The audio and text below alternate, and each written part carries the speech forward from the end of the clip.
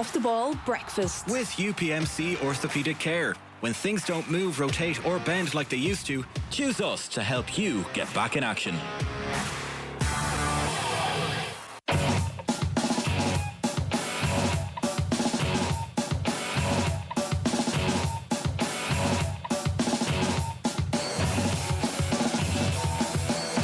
All right, bang on 7:30. You're welcome along to Wednesday's Off the Ball Breakfast. Gavin Cooney is going to join us at 8 o'clock. Tarek McNamara is back to look at Leinster's progress this season at 8:30. And Marty Duffy, former intercounty referee, is going to join us at 9 o'clock to update us on how the referees are feeling about the advent of the new rules, which are very imminent.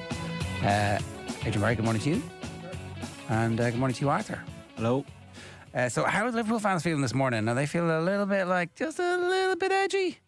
Obviously, if one of those late chances had gone in, if Celts hadn't been a rock, then perhaps life will be great. Maybe life's great anyway, because you're still top of the table and everybody else is dropping points. Like, whatever slim prospect we had of Man City roaring back into some kind of title challenge by reeling off 17, 18 games in a row, throwing away a 2-0 lead and watching your manager absolutely maul your goalkeeper physically and mentally after the game. You're like, okay, well, that's not going to happen. Was he, what was he doing? I don't know if everybody's seen this. Maybe they haven't yet. Maybe you haven't checked your social media this morning. Maybe you're not as addicted to it as we are. But anyway, you will see it today because it's flashed around. At full time, Ortega gets a hand to the equaliser and pounds it helpfully into the net, just ushering it in the general direction of the back of the net. And Pep seems like he wasn't very happy with that. Now, they had another chance after that. Did you see? They had another chance, which would have made it 3-2 and would have been like, oh my God, what's going on here? The thing that we thought was going on is definitely happening. But that gets, I'm not sure it was going to go in. It certainly, there's a header that looks like it's cleared off the line at first glance, and then on replay it looks like maybe it was going wide. But Ortega was nowhere near that either. So I guess he's saying, I mean, I picked you over the other guy because I needed you to be good and you weren't good. He said it in, more forceful terms than that. Well, he basically accosted him, didn't he? Like, it was close enough to assault. Like, there was punching. Ortega's trying to walk away, and it was like it was tough love, but was it love? That was sort of how I left the whole thing. You know that thing that football managers do that is like the most patronising thing, where they grab the back of your neck and they pull you in. Like Mourinho was a good man for like, I'm the power dog here. I've got my hand on the back of your neck, and if I just squeezed a little bit tighter, all of your life force would drain out. You know that hand?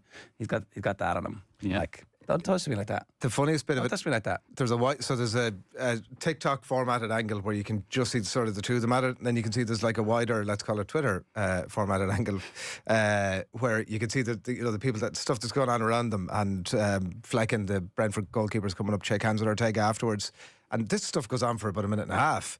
Doesn't get a look in, and eventually just goes, screw the two of you, I'm out of here. But I don't know, it was weird. I was watching the Liverpool Forest game, so I didn't see the full thing. Was flicking over because they were kicked off 2 different times. But like, I don't think it deserved the histrionics that, Ortega is not Ederson and he's not Alisson and he's never probably going to be either of those ones. And I'm sure that, like, if Ederson was at the peak of his powers, then there wouldn't be a conversation about Stefan Ortega being the Manchester City goalkeeper. But like, he comes rushing out when they're 1-0 up, he misses the ball completely and he gets saved by a goal line clearance by Nathan Aki. The 2-1 goal, harsh enough to blame him. He goes down a bit early. Brentford score from 3 yards out effectively. You're not pulling and dragging at him off the basis of that. And the 2-2 is a header from 9 or 10 yards out. Listen, admittedly, the wrist is a bit weak, does have a chance to save it, but you see it go in a lot, right? Like, it's definitely not a huge, this is not a howler. And I really don't think that, like, it deserved all the histrionics afterwards. It is very consistent with Pep Guardiola. And I don't know, is this Pep actually sending out a message to everybody going, we're not at the races here when it comes to the passion and the enthusiasm, as our old Italian friend used to say, that we need a little bit more of this, and I'm going to find somebody on the pitch who I'm going to make a point of afterwards, and I'm going to be dominating on social media here in a Manchester United way. I'm going to dominate in social media, let everybody know this is the sort of level of passion we need. I don't know. It's hard to know. I don't know. I'd be amazed if it was. It didn't look like it was premeditated, did it? It looked like it was spur of the moment. Yeah, I don't know. He always seems to find cameras to do those things in front of. Everything that the Man City manager does has a lot of cameras on it. Well, not in the dressing room. I mean, that's private. I'd be interested to know what it was about, if it was about that specifically or about some of his distribution. So he'd fight, like, a lot of the time, even watching it last night, it was interesting. He's very interesting. Not watch too much of him, but he's a very interesting way of passing out the ball. Like, it's a very low trajectory to some of them, and a lot of them were targeting for Haaland to hold up and pass along. And I don't know, you'd need to watch it back, but it'd be interesting. Definitely from the bits of that I was watching, it wasn't always flawless. And obviously once they lost the ball, if they lose the ball now anywhere in that middle part, that middle third, they're immediately under the cosh straight away. They have no powers of recovery to stop any sort of counter-attack that's coming. So I don't know, it might be so. My initial thought was something to do with that rather than the save or lack thereof. You were saying that he was balling them out of it though, for something.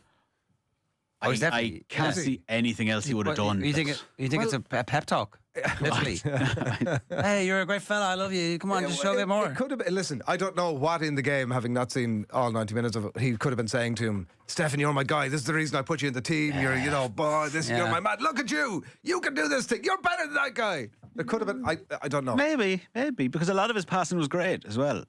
And it was, I don't know exactly, was it one of maybe the first goal or the second goal, but I could be misremembering it, but I just do remember him absolutely launching one from the goal line out to Haaland, who controls it, turns, and they kind of break away quickly. I'm not sure if that led to a goal or not. So he was pretty instrumental. Remember that pass that you played out for Haaland? You're my guy. I don't know. I don't know if it didn't seem like it was coming from a place of love. If you missed last night's results, obviously Liverpool drew 1-1 with Nottingham Forest, having come from 1-0 down. Man City drew 2-2, having been 2-0 up at Brentford. Phil Foden's first goal was a beautiful, deft little left foot touch. You've seen that goal from him a lot in the past, but Brentford played quite well to come back from that. Graham Potter got his first win as West Ham manager. They beat Fulham 3-2. And Chelsea needed a Reece James 95th minute free kick to equalise at home to Bournemouth. Bournemouth were very good in that game, and that mid-tier of teams in the Premier League is pretty good at the minute. We'll get back to that in a moment. Tonight, Everton host Aston Villa with David Moyes in charge. Newcastle looking to make it 9 successive victories in all competitions. They host Wolves. Leicester, who are on a 5-match losing streak, quietly, Ruud van Nistelrooy is disaster point. Is he gonna make the end of January? Just the most ridiculous appointment. 5 games in a row. They take on Crystal Palace. The late kickoff is in the North London derby. Arsenal will move to within 4 points tonight of Liverpool if they beat Ange Postecoglou's Spurs. I don't think Van Nistelrooy was a ridiculous appointment. I think Leicester are going to go on these losing streaks, and we'll see what happens. Celtic needed a 93rd minute equaliser to salvage a 3-3 draw at Dundee. Johnny Kenny on the bench, didn't get off the bench. Rangers play Aberdeen tonight. And the other news coming from rugby is Dan Sheehan is in contention to be in the Six Nations squad, which will be named today, obviously back from an ACL. So we'll let you know what the crack is with the tennis a little bit later on as well. Naomi Osaka won again. She's through to the third round. I think Djokovic is through as well, is he? Is he this morning? I think so. Okay. Certainly on the TV. Quick newspapers for you. Point made. Jota strikes again as Liverpool quell Forest fire. A good substitution, double substitution. Simicast's first touch is the corner. Jota's first touch is the goal. The flight of the corner was like a throw-in. It was like perfectly slowly coming in just for somebody to... You could see Kanate. For a little lad to... It was a lot of people in that little window saying, Kanate, how are you taking Kanate off of the corner? It's a perfect opportunity. And then the goal goes in. You see Slot celebrating, and there's Kanate does a quick side eye of, oh, Jesus, but also, that's good. There was delighted for you. Oh, congratulations. Yeah, pricks. For all their strength, no one's sure where Leinster are at is Donal Lenihan's column today. We're going to try and get an answer to that for you, Donal. So tune in. Around about 8:30 this morning. Are Leinster not like on a ridiculous winning run? They are, but they're not playing great. You know, they weren't fluid, and there was knock-ons and there was drops in a way that, like, frequently at this stage of the season they're hammering teams and everyone's like, oh, they're the best team in Europe, but at the moment they're not doing that. They're just winning, grinding out games. Did they not go to La Rochelle and grind out the game last year? It was a much easier win last year, if I remember. Yeah, because they were clearly the dominant team last year. They swept all before them last year. Huh. It's strange how the context changes. Going to win in France, not good enough. You got to win Well, well. win it they better. could be better, and they will be better if things continue. If anyway, we'll get into that with Derek McNamara a little bit later on. No timeline to appoint new Munster boss is the headline on Simon Lewis's piece here in the Examiner. I'm just looking for any quotes. Codling will continue his secondment from the Ireland Women's Coaching Group and is going to divide his time between the two during the Women's Six Nations. So they still have that coaching ticket in place, and Chris Boyd is still there. So apparently they're going to sit down in the next couple of weeks to talk about the future coaching structure and applicants for the permanent vacancy. So there's nothing urgent about that at the moment anyway.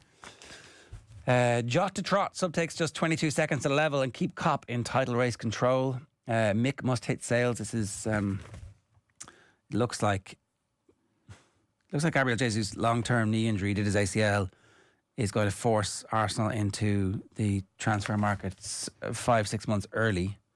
So we will see if that actually happens. They've been linked with basically any striker in Europe. Jot saves slot, Diogo off the bench to earn a point in title clash, says the Mirror. Mickle, we have your back over vile abuse. Kai Havertz's wife is pregnant and has been getting abuse on social media after Havertz's miss at the weekend. It's mad how that's just become so commonplace. Kai should not have to bear it is the headline in the same story in the Star. And Sheriff of Jottingham, tab of the morning to you. Yeah, we like that? No? Martha said no. Not happy. Very good, very good. Sheriff of Jottingham, because he's Diogo Jota, and it was in Nottingham. He's the sheriff. Jota to the rescue, says the Mail. Itoje to challenge Doris for Lions captaincy. Adrian, I know this has got you exercised this morning. The English coming in, over here, taking stealing our our jobs. captaincy and our head coaches. Maro Itoje has emerged as a serious challenger to Ireland's number 8, Caelan Doris, for the coveted role of Lions captain to this summer's tour. Because he was named as England captain yesterday. And Jamie George was dropped as captain. Basically, he's been named vice captain. And this is like, well, now he's England captain, he has to be Lions captain, does he? I mean, well, why wouldn't he? Well, because he's not really done a huge pile of captaincy, I'd say, number one. Like, there's a bit of a default, he's become this thing, ergo he must be in the mix of this other thing. And, like, look, maybe he is, I'm sure. Like, it feels like Doris has been announced as captain, doesn't it? Like, all the chat about Caelan Doris as Lions captain, without any sort of official confirmation or any chat from Farrell about it. But, and like Doris has not been doing that thing like an awful long time himself, so there's not as if he's got 10 years in the bank of, well, he'll obviously get it because. And Maro Itoje is only 30 years of age, was one of the most amazing things I read this morning. Wow. Couldn't quite believe that. He's only 30, so you're 30, surprised, yeah. Said, yeah. But, yeah, I don't know. Like, is Farrell more or less likely to give it to an Irish player? I don't know. It's hard to know, isn't it? I mean, like, if he gives it, if it's a very Irish-tinged team, then you probably feel like you have to give it to somebody who's not Irish to, like, make the whole thing work. But on the other hand, it's like, well, I'm going back to these guys, and they're my guys. Well, absolutely. I think Doris will be a very good Lions captain in the sense that, like, there is a slight difference to it versus even the Irish thing. There's obviously this big cultural thing, and you have to be out and about and have your best foot forward. And as you'd say, Ger, have a very polite person, certainly off the pitch, kind of dealing with people. And not saying Maro Itoje wouldn't be those things, but he does strike me as somebody who's very well rounded and capable of standing in front of the suits and the various contingents that'll come out and perform for them and doing a good job on it. Yeah, I think Maro Itoje is a phenomenal player, and actually it's mad that England didn't make him captain way before this. Obviously, Eddie Jones had his problems with his leadership and would call him out publicly about it. But everybody else going, what are you talking about? Like, he's clearly our best player. So I actually think he'd be... I have no problem. I don't feel a patriotic urge that, the Lions, I'm going to support them more with an Irish captain. Oftentimes you hear the, he's guaranteed starter as the biggest sort of... that stuff should be discounted. Like, there's more to it than that. He's definitely going to start, so give him the captaincy. Well, you definitely need your captain to be starting. Yeah, I would accept that bit, but I'm just saying that it doesn't not a guaranteed. Just because you're starting, it often feels like it's the meatiest chunk on the scales of. Well, he's guaranteed to start, so. Yeah. Well, yeah, but you can't have your captain in the dressing room. No, I get that bit. I'm just saying that because he's starting does not mean that he should be captain. No. Arsenal to win race for Spain's 51 million Zubimendi. So they're signing Zubimendi, right? But it's going to be in the summer. Now, I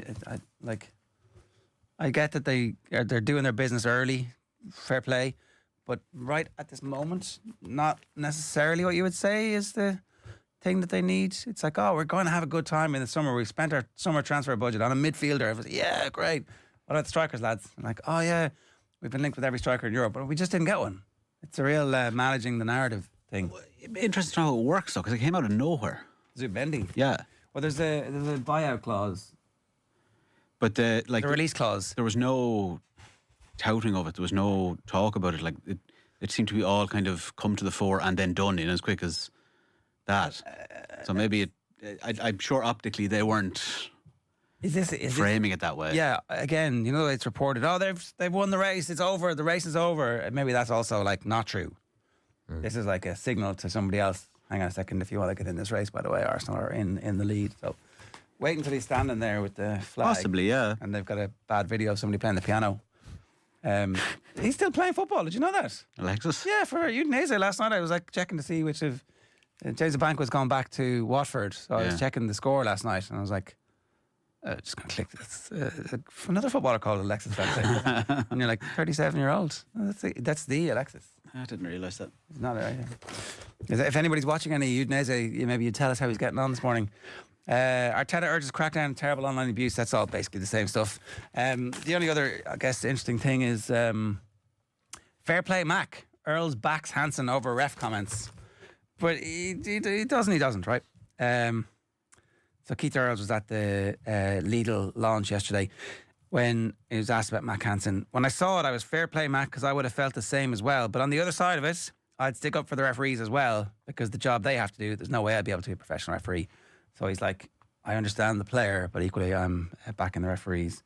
And then the other story, Brian Kerr was at the launch of Virgin's Summer of Sport or Winter of Sport or Year of Sport. And apparently himself and Stephen Kenny are still estranged, which is sad because you think that they'd have a lot that they'd be able to share, a lot of common ground. And then the Irish Times are doing a piece about which of the nines are going to be back up. So the options basically are Nathan Doak, who has started 8 of Ulster's 11 matches at scrum-half this season, or Ben Murphy, who scored 7 tries in 10 games, 3 of which were last week. So it looks like they're... Caelan Blade probably in the mix there somewhere as well. Well, certainly they've really trusted Blade in the past, but I guess if Ben Murphy is keeping him out of the team in Connacht, now, is this going to be the most conservative selection ever? Or does Easterby get the opportunity to pick like 5 or 6 players and go, I'm going to get one chance at this? And they're going to love me forever. Yeah. I think probably I would lean towards thinking that it'll be, I'm not saying it's the right thing, but it'll be the more conservative side of things. Like, I don't think Easterby's going to come in and rip up the playbook of where selections have been up to this point. Like, that's not part of the brief. The squad lands and Andy Farrell is sat on a beach somewhere, sat at his laptop somewhere working away saying, Simon, what the hell are you doing? I left you the keys to the house for the weekend. This was not part of the gig. The temptation must be very like... You text him one list, and then your real list is like all of the. Oh, did I not say I was? That was. And like we're just going to do. We're going to play Harlem Globetrotters for one Six Nations. I like your point is always it's the next job that you're picking the team for when you're trying to play a specific style of rugby. I do think that as much as we're joking about obviously getting the keys for the weekend, I do think that there's like an uncertainty about the Irish team that comes back a little bit to the Leinster conversation that we were having earlier on. That I can't remember over the last number of years Ireland been in such an uncertain place heading into a Six Nations. Like, we could legitimately finish anywhere. I might be extending it to say 4th, but 1st, 2nd, 3rd. Like, you'd have said every team needs to be at their best. Give us a quick power rankings there then. Give us the Adrian Barry TM power rankings. Well, I'm going to slightly go against myself and say Ireland number 1. But listen, no, there is an uncertainty. There is an uncertainty. There absolutely is. This could look like mugs afterwards because there's England are suddenly on the rise. Listen, let's go France number 1. Let's go Ireland number 2. England on the rise is there is a good time coming, be it ever so far away. as Dunphy was saying, where's your evidence for that? Where's your evidence, baby? You're Where's talking your evidence about the on the basis of the Premiership stuff. Yeah, listen, fair enough. On the basis of their international team have been shite. Well, they haven't been as shite as we thought they were. That's really my basis for that. I'll go France number 1. I'll go Ireland number 2. I'll go England number 3. Scotland, and then like whatever. What the other 2? Italy, Wales. Yeah, Wales are bottom of the totem pole at the moment. I would go France, Ireland, Scotland is the top 3, and then the bottom 3 fighting it out. what sort of a forfeit can we do for I will go England finishing above Scotland? I've already backed Scotland. Whatever you want. Yeah, Scotland. Now Pick the game is at Twickenham, but Scotland's record at Twickenham is actually quite good over the last decades. So take suggestions from the floor for a forfeit there. I do think Scots Wahey. Huh? Scots Wahey. What's that? It's a song. Okay. Scots Wahey with Wallace bled. Scots when Bruce is often led. Welcome to your gory bed. It's not one I have. Change of slavery. Didn't come up on my Spotify Rapture. I'm not going to lie. That's Yeah, you're a Celtic cousin. Yeah. For a man who spent a lot of time in Wales, you don't have a lot of love for Wales. Honestly, the first thing that comes into my head there is getting a lot of abuse for being not Welsh, and friends that I had were not being Welsh, and them also getting abuse for that. That's probably the first thing that comes into my head. I had a great time. I've Welsh friends for life. Not the friendly abuse that you get from friends, like you would get kind of in the comfortable environment of the studio. There was loads of that too, and that's all good. And I do have Welsh friends for life from my time there. But my best friends are Welsh. There was a lot of. It was quite an international. It was Treforest, Pontypridd, right? Like Neil Jenkins' territory. Like when I started in college, rural? Neil Jenkins was the bank teller down the local bank in the middle of Pontypridd. No, it's just literally, it's like 15-minute train ride outside of Cardiff. Not that rural in big that town? regard. Treforest to be a smaller village, and then Pontypridd to be sort of bigger town. That's where the university was. Two of them are connected. The university's in Treforest, but they're basically sort of one and the same place. Can you give us an Irish equivalent in terms of? Is it Athlone? No, it wouldn't be that big. No, I'd say I'd have to have a look now. Pontypridd might only be 7,000 or 8,000 people. All right. Right. And Treforest would be a very small place. But there was a lot of resentment from the local community towards people who were going to university. So you would find yourself. Look at you getting an education. Who do you think you are? Sometimes late at night. I had a couple of friends who were a couple of Indian lads. We had a house. There was 2 Welsh lads. It was but of a joke, I'm sure. Somewhere 2 Welsh lads, 2 Indian lads, and 2 Irish lads living in this house. And you know, whatever combination would be out any given night. But you'd be coming home, and the level of abuse that the 2 Indian lads used to get was absolutely brutal. This is like the worst. Late 90s. The worst of the worst. Exactly. Mid to late 90s. And oftentimes you'd step in and go, listen, you know, would you relax yourself and cut it out? F you, Paddy, you get back to where you came from as well. Bum, bum, bum, bum, bum. And it's like, you know. This took a turn. Yeah, well, listen, you know. That's the kind of. Listen, I also have cousins who are like. This is not an anti-Welsh thing. I think it was very specific to a resentment from a lot of that local population for people, as you say, who were getting themselves an education. So what was the original question? I don't hate Wales, or I don't hate the Welsh people, but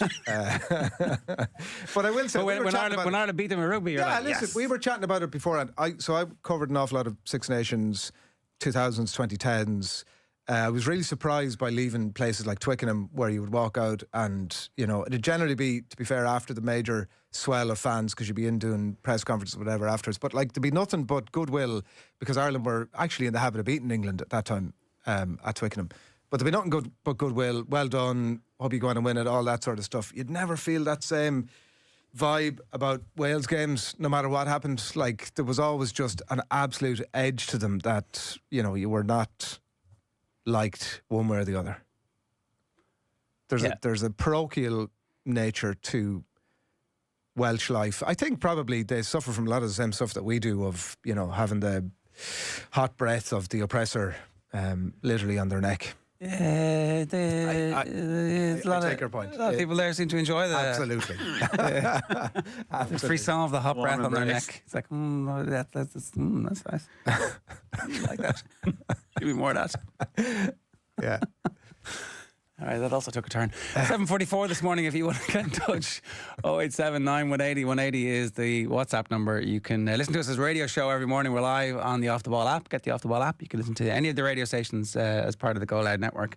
And we are live every morning with UPMC Orthopaedic Care. When things don't move, rotate, or bend like they used to, choose us to help you get back in action. Now, something a little special for you this morning. If you want to go and see the greatest rugby team in the world at the moment, although, are they? We'll see. Maybe that's Toulouse. We have tickets for Leinster against Bath at the Aviva Stadium for this week's Investec Champions Cup clash. All you have to do is tell us which French club did Leinster beat last weekend. And there's even a handy hint here. They come up quite a bit on Off the Ball Breakfast, Friday mornings in particular with their head coach. Send your name and answer to our WhatsApp on 0879 180 180 to be in with a chance of winning these 2 tickets, and best of luck with that. Is the title race over? Like, is it, Yeah, I think so, yeah. I just don't think... You don't think Arsenal have enough about them? No, definitely not. Well, not definitely not, sorry, but I don't think so. I'd say unless, save injuries for Liverpool, because they'll have to be depleted in some way or stretched. Gavin Cooney standing by, and we're going to talk to him in just a minute, right? Like, Liverpool's performance is the 10th best opening half to a season, and I think 8 of the teams who have been better than them have gone on to win the league, and the exception is the Arsenal team, who had a record number of points for a team finishing second. But that's riding, as you said, the stratospheric efforts of Mo Salah. And, like, there's no guarantee he's going to keep it up, because, like, how can he? This is Thierry Henry levels of... Yeah, but it's still the spine of that team is still a title-winning team that are winners. They've won everything else. They're not going to be spooked coming in by Gravenberch and Szoboszlai? No, but I still mean you still have Alisson there, you still have Van Dijk there, you still have Salah there. And to be fair, like, Alexis McAllister's a World Cup winner. I know you say he's a World Cup winner, and the World Cup is totally different. It's a month long. It was such a weird World Cup. I'm not saying he's not. I'm not saying he's not brilliant. No, I'm not saying it doesn't correspond. But I'm saying he has played in big games, the biggest games, and come through it. I just don't think he's going to be spooked by, this is a tough thing at. And is it only a psychological aspect? It's not the physical thing. But that's what I mean. Three players will play the vast majority of their big games. Yeah, that's if there's a drop off in that regard, you can't account for it. But, like, by the same token, you could say that already they're in a slightly... Arsenal probably have already been hampered by injury. So maybe it turns. Maybe if Arsenal, if Arsenal don't lose Saka and Liverpool lose Salah in the same sort of period, then we're looking at a different table altogether. But that's not the way it's fallen. But you can't really litigate for that. I think all things being equal as they stand, you'd be very hard pushed to say... Because even for all Liverpool's, like, even if you see it as 2 points dropped last night, it probably was in terms of performance in that second half. They probably should have and would have normally probably went on and won that match. But that's still not a bad place to be when you're at top. If you're still kind of dominating it and you kind of go, right, we've dropped 2 points here, but we weren't outplayed. We weren't... Liverpool? Yeah. Oh, there was large parts of the game last night. They were not, I don't know if you would say outplayed, but certainly they were poor. They were very poor. In the second half, they were amazing, though. The last 15 minutes, it was almost two aspects of the game. The last 15 minutes, they could have ended up winning the game 4 or 5. Like, they were peppering the goal at the end. Like, Sells was having a Gandalf, like, thou shalt not pass. And Salah, like, has various pops and goal, and different players pop up and manage to clear it off the line. But there was definitely, I don't know, it'd be an interesting one if there was... Because we're probably talking Liverpool, Arsenal. I'd probably include Chelsea in there. I know they had to come from the depths themselves last night, but Liverpool, Arsenal, Chelsea. If they were all level on points, which way would you be leaning? If Liverpool, Chelsea and Arsenal. I discount Chelsea, to be honest with you. If they were all level on points. I know if they were all, but I'm just looking at it, they're 10 points back with a game extra played. Can I say, and the difficulty is now, if they are going to be level again, somebody will be in a slump, i.e. Liverpool. Yeah. So if it's starting, like, who's going to win more points over the rest of the season? It's such a difficult. You're not engaging with my question here at all. It's very hard to know. Like, like Chelsea have effectively, they'll waltz through the Conference League, whoever they play, so they don't have to focus the same way with the same. They can rotate an awful lot easier than Liverpool can. Whereas Liverpool, I don't know what way the draw is going to go, but, like, with such strange, who knows what way you get a terrible draw the way it falls, and you can't take any break. And if they were to beat Spurs, which I think they probably will. then they're back into a League Cup final as well, and they'll have a bit of a run in the Cup because they've got Plymouth next. So they're in every competition right across the board, whereas... So that's your conclusion is what? That if it was level now, I'd probably, and if players come back or whatever else, you might give the edge to Arsenal, but again, it's a misnomer because they're not level, I suppose, and it's not. My answer is probably Liverpool. I wouldn't discount Chelsea. Like, I actually think they've got something really special going on. I think there's a ceiling there that we haven't yet seen now that they're beginning to sort out their roster and the emergence of some exceptionally gifted young players. Even Reece James obviously scored his penalty last night after a long time out. Like, I think there's a case for them. They're not level, obviously, is the underlying thing here, but you saw both sides of Liverpool last night. Some of the quality of passing at times was so bad, and then you see at the end, they could have easily won the thing. It's bang on 8 o'clock. Gavin Cooney standing by. Before that, we'll do the cash machine. Off the Ball's cash machine. There's an incredible amount of money up for grabs this week. It's €111,000. Taking part is easy. I give you a number. I've just given it to you. You text OTB to 57557. The cost is $2.50 plus your standard message rate to play. You've got to be over 18. You're playing across the Go Loud network of stations. Full terms on the website at offtheball.com. You need to get your entry in by 3 o'clock on Friday, January the 17th. Cash machine then randomly picks one entry. It could be you. We call, answer within 5 rings, tell us the prize amount, and the cash is yours. €111,000 exactly. Text OTB 57557. Off the Ball's cash machine. Football on Off the Ball. I don't think Evan has to go anywhere. Really? I think he's in an absolutely... He's not playing football, Keith. He's not playing football, but he's 20 years of age. I think he's come off the bench 12 times this season. I know he's not getting 90 minutes after 90 minutes, but to be 20 years of age, playing in the Premier League, there's not a whole host of people that do that. Join in the obsession.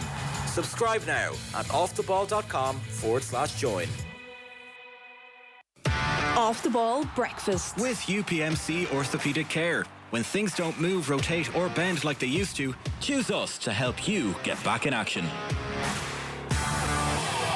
Morning, Gav. How are you?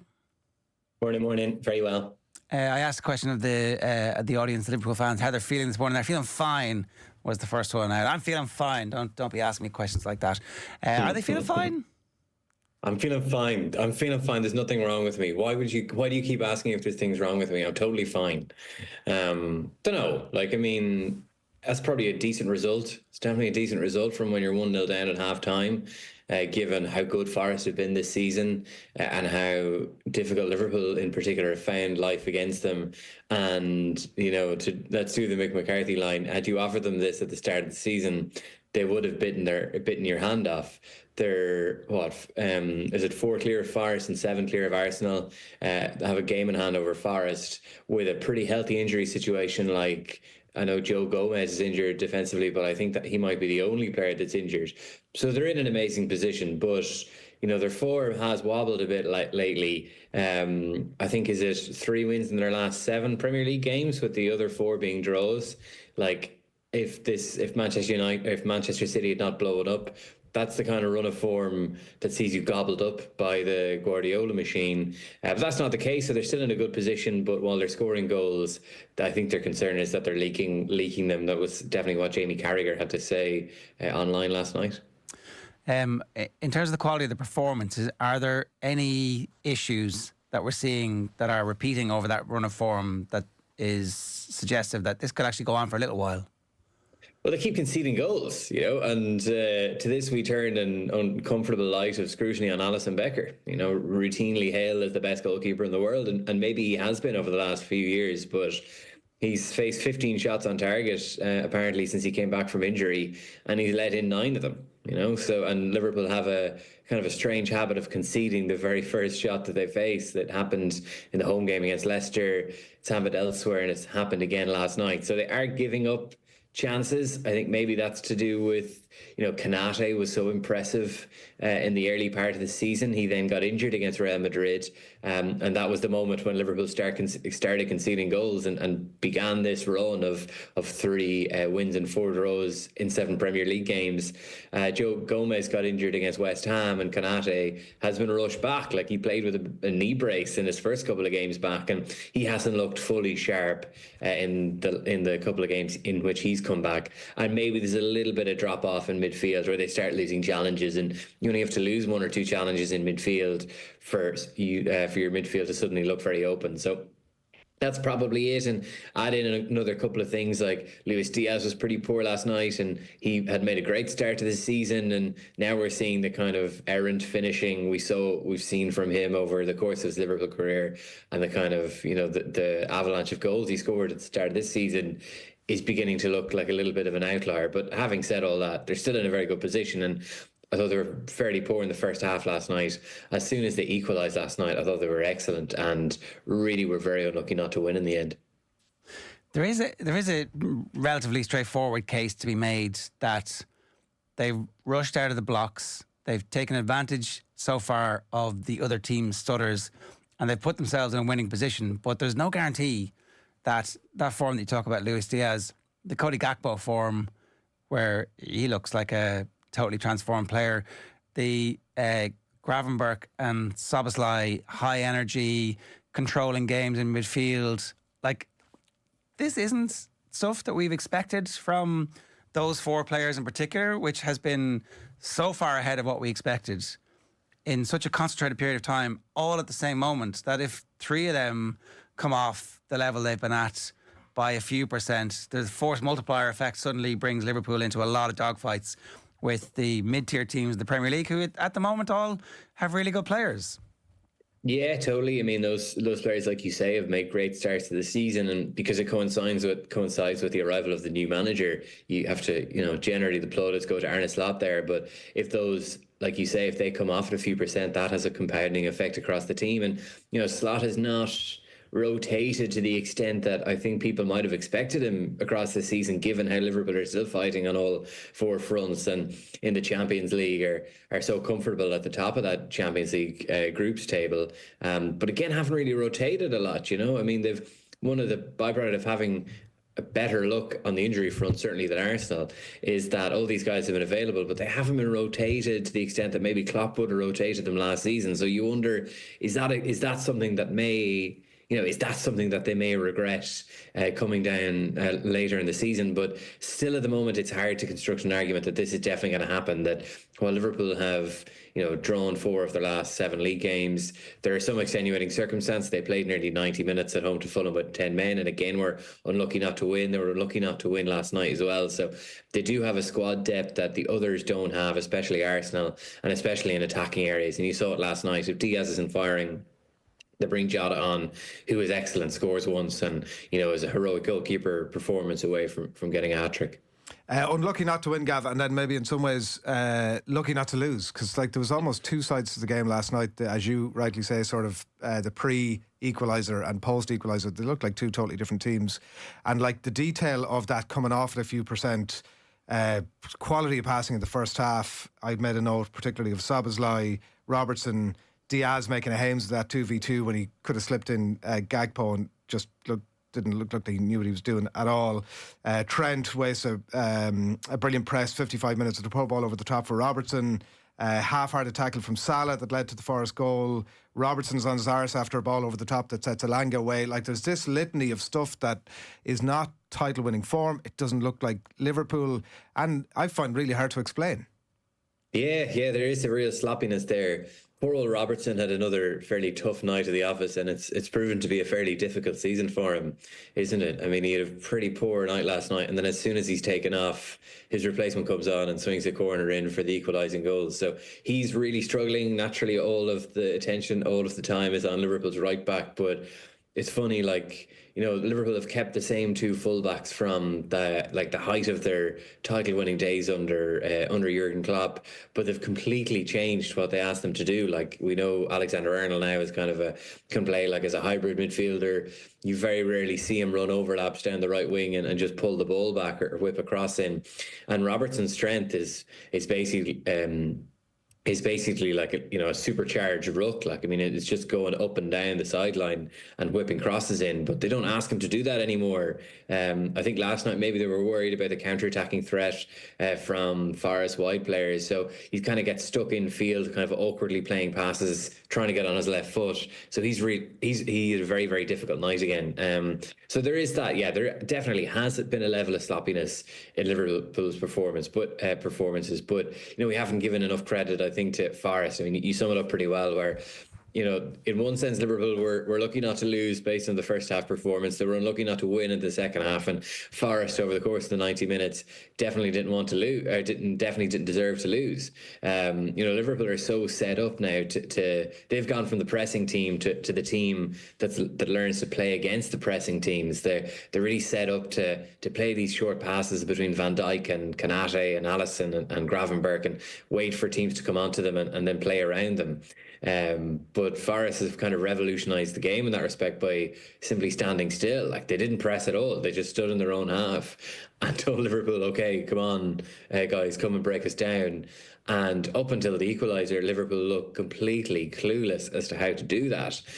So you had this bizarrely kind of stodgy and desultory possession with, like, Van Dijk, with the ball at Van Dijk's feet, and just kind of walking forward, waiting for someone to move and no one moving. So it's that respect where they've really struggled with Forest. And then obviously second half, as soon as the equaliser goes in, it's a completely different game.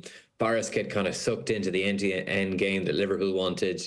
And it was brilliant to watch. Like, I mean, there were minutes like 75 to 80 in that game were like Hagler Hearns. Like, the ball just did not go dead. It was just one end to another. And that's the game Liverpool wanted. Ultimately couldn't get it over the line. Great saves from Sells and a great goal line clearance from Aina from Salah's shot. Salah wasn't great last night, was he? Maybe we've seen it before with Salah, where the first half of a season he's in inspired form and he doesn't quite take it through to the second half of a Premier League season, although that's often affected by the African Cup of Nations, isn't it? But that's a slightly meandering answer for you there, Adrian.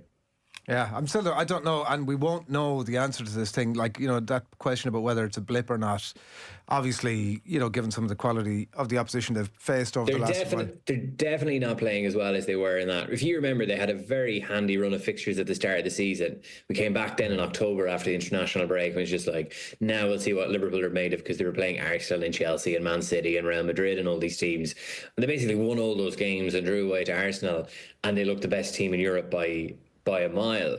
They're not playing that well now because they're conceding goals, but they still have the firepower to get themselves out of holes. They are drawing these games and not losing them. And then when you look at the poor quality of the challengers around them, they're still in a fairly remarkable position. Like, it's happened under Jurgen Klopp teams where they've made quicker starts to the season than Man City, but they've dropped points, like just draws here and there around December, January time. That's definitely what happened in their in the season which they won the Champions League and finished second with 97 points. And City normally gobbled them up, but this is a different Premier League landscape now, and those Arsenal probably look the best equipped of those to challenge Liverpool, but those injuries have just come at such a bad time for Arsenal that they can get no momentum rolling whatsoever. Liverpool's fixture list in January is actually relatively kind. They're away at Brentford, they have Lille at home in the Champions League, they have Ipswich at home in the Premier League, and then there's another Champions League game against PSV Eindhoven at the end of January, which probably will be meaningless. And then the very Saturday, the first game of February, they're away at Bournemouth. So away trips to Brentford and Bournemouth, if they were to win those, you'd feel start of February they haven't dropped points, the chasing back hasn't caught them, and that's the momentum they need. But both those teams actually have just a little bit about them that those games aren't gimmies. No, far from it. We saw Brentford have I think only Liverpool have a better home record than Brentford in the Premier League this year. And we obviously saw Brentford take a point out of Manchester City from 2-0 down last night. And Bournemouth have been one of the revelations of the season. I know they themselves dropped points late on away to Chelsea, but even, describing it as Bournemouth dropping points at Chelsea probably gives it a little bit of an insight into how good they've been this season. And, they're in and around the Champions League places. And if you look at their expected goals and all those kind of swanky underlying numbers, it actually suggests that things could be a little bit better for them still. They're underperforming a little. So they've got sticking power around the Champions League places. So they are tough away games. I think all these games seem to be at 3 o'clock on a Saturday as well, which is unusual for Liverpool. So, by the time they surface back on the primetime slots on Sky, that we'll have a much clearer picture on the title race this season. And the stickiness in Nottingham Forest, I think we should tip the cap to Nottingham Forest this morning. The job they're doing there is off the charts. There was some point during the game that I'd started to think about the possibility of a Leicester City here. We're nearly at the 10-year anniversary of it. I got so far as to start to think about who was who from the Leicester team and the Forest team. I got as far as Milenkovic being possibly Robert Huth. And he's way better, no? Jamie Vardy, Chris Wood being Jamie Vardy, and then as you said, Gav, earlier, I think was Steve McManaman described in co-commentary, the game was chaos. The game got the better of me, and I couldn't concentrate that much longer. Although I was struck by Chris Wood's utter determination, even under the weight of the Peter Crouch banter machine. A pitch side afterwards was so utterly determined not to break a smile at any point, even after he scores, which seems like a thing that he does. So he scores a lot of goals. Forest are obviously not going to win the league. How high will they finish? I mean, they could finish in the Champions League places. They could definitely finish in the top 5 at this point. They're so good. I mean, they, you can say what they do is not exactly too revolutionary, but like Arne Slot said after last night, how they play completely suits the players they have, and that's really a manager's job, so that's and they're brilliant. They're so hard to score against. Sells had an inspired night when he needed to in the last half hour last night. In Milenkovic and Murillo, they've got 2 defenders that are phenomenal at defending the penalty area. If Manchester City had Murillo last night, they'd have won against Brentford quite comfortably. He's phenomenal. Class. They've got great energy in midfield, and then their counter-attacking threat is phenomenal. They're perfectly geared to play that way, and they're playing this way in a Premier League that kind of expects opponents to play in the opposite way. Exactly like we say with Liverpool, that the game has become so much about pressing that teams just knock the ball around waiting for opponents to press, and if the opponent then doesn't give any space to the team with the ball to play with, teams often look a little bit clueless as to how to create that space, so that's one of the consequences, I think, of where we've seen kind of the responsibility for craft and ingenuity and opening up space move from the feet of playmakers to kind of the brains of managers, so I think Forest are really exploiting that. So I think they've got sticking power. I don't see this as being, I don't think they'll be title winners. The difference between them and Leicester City is that Liverpool are pretty good and Arsenal are pretty good.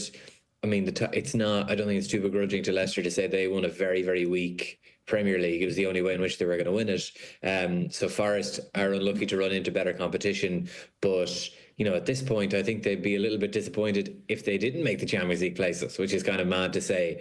But they've been terrific. Yeah, Mahrez and Kante also, they were such phenomenal players, and maybe were as close to their peak in that season as they ever were. The thing about Forest as well is that it's not fluky. It's not like somebody, so Chris Wood's scoring loads of goals, but they are creating chances for Chris Wood to score, and his efficiency is very high. Maybe that comes off a little bit, but the rest of it, as you say, is actually predicated on a very clear plan, a very clear identity. They know exactly what they're going to do, and that's the bit that would give you sense that they do have staying power, and they could easily finish as close to Liverpool, if Liverpool win the league, as anybody. Based off what we've seen so far, yes.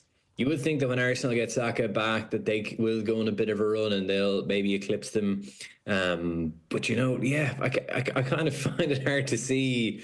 It's almost kind of hard to see them finishing below Manchester City now, which is kind of an amazing thing to say, particularly if you said it at the start of the season. And the other thing that gives them a little bit of sticking power is that one of the consequences of them buying about 4,000 players since they came back to the Premier League is they do have squad depth. I mean, they do have lots of options for most of their positions. But if they can, if they can keep that, the two centre backs fit and the front four fit, I see no reason why they can't hang around and end up in next season's Champions League. To preview a little bit of tonight's North London derby. There's a sense that Ange has actually begun to cut his cloth a little bit in recent weeks, and the team is playing with a bit more conservatism. Maybe it's enforced, maybe he's not telling us that he's doing this and he's doing it anyway. Do you agree with that premise first off? And if that is the case, what's going on? Definitely was the case in that Carabao Cup game against Liverpool. The fullbacks didn't go forward as often as they did, certainly in the league game against Liverpool, in which they conceded 6 and honestly could have conceded 10. So, yeah, we saw a little bit more conservatism in that game, and it worked out for them. They obviously won 1-0. So perhaps they'll play in the same way. But the big change in the last week or so is that they've signed a goalkeeper in Anton Kinski, which is a great name. Like, I feel Jonathan Wilson has written a book about this guy's exploits in the 1950s, but he's quite a modern goalkeeper in another sense, that he's so much more comfortable with the ball at his feet, and you can see that completely changes the whole tenor, especially among not just the team but the fans as well. They're now not a total bag of nerves and hate their team every time Fraser Foster gets his foot on the ball. So that looks to have been a brilliant signing for Tottenham, and I know they were abysmal in the first 90 minutes against Tamworth at the weekend, but I think you can probably write that off. And we did see a little bit more conservatism in the Carabao Cup game. One test that we haven't really seen of Kinski yet is how he is on crosses. Arsenal will test that. They always exploit Vicario's weakness there. So if he can deal with crosses in a manner better than Vicario, I actually fancy Spurs to maybe get a draw tonight. Oh. I heard a conversation on another channel this morning about the likelihood of which was more likely to happen first, the sacking of the Arsenal manager or the sacking of the Tottenham manager. It's surely most likely Ange. Oh yeah, Arteta is very secure in that position, and you would say rightly so, given compare the team and the culture he took over to what he's got now. I think he's made mistakes this season in kind of too much emphasis on defence over attacking, and I think if Arsenal don't win either of the major trophies this season, I think they'll look back at their summer recruitment with a lot of regret to say that we had a weakness in the team attacking wise, and we went out and signed Mikel Merino and Calafiori, a kind of a physical midfielder who's good on set pieces and doesn't seem to be doing a whole lot else, and a talented fullback who is a bit of a crock. So I think that's where the regrets will be. But Postecoglou's definitely under more pressure because Spurs have just lost so many games this season, and have lost so many games really since that amazing 10-match winning run at the start of his reign. I do get the sense things have steadied a little bit, and ultimately he should really be judged on when his Tottenham team are fit, when Van de Ven and Romero get fit, and Vicario as well. He's been without most of his defence for most of the season, and in all fairness to him, I think every team in the Premier League, if you took those personnel out of them, would slide down the league and would be really struggling. He plays in such a way that kind of exacerbates it, and they concede goals in comedy ways, and ways which reflect very directly and then poorly on the manager. But Spurs also don't spend anywhere near the amount of money that, say, Liverpool and City do, and they score goals at their rate. So I mean that is an overperformance in one sense. So for that reason, I think they should stick with him. But this is one of those classic North London derbies where the stakes are much greater for losing than they are for winning, and whoever does lose, the manager will be feeling pretty uncomfortable tomorrow morning.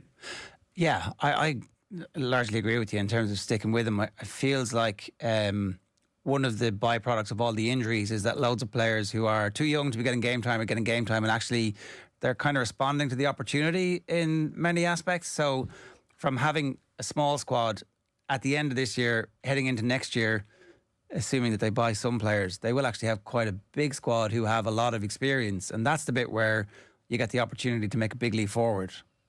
Yeah, I do think that he should stay. I think that Postecoglou is not exactly, in a kind of a general overall sense, he's not exactly overperforming at Spurs.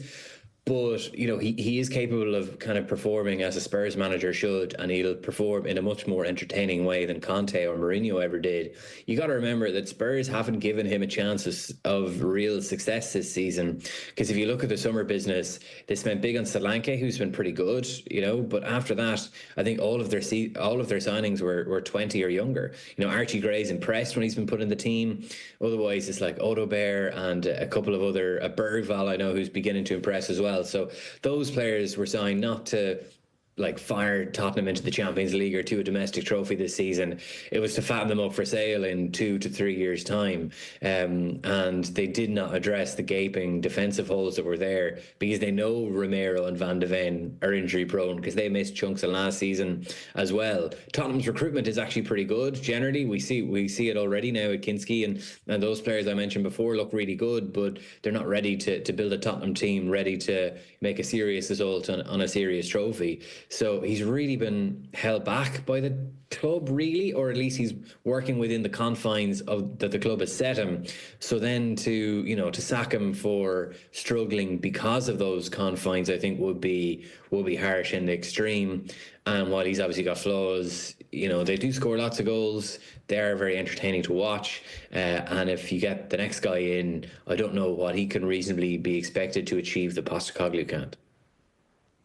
Any thoughts on David Moyes going back to Everton?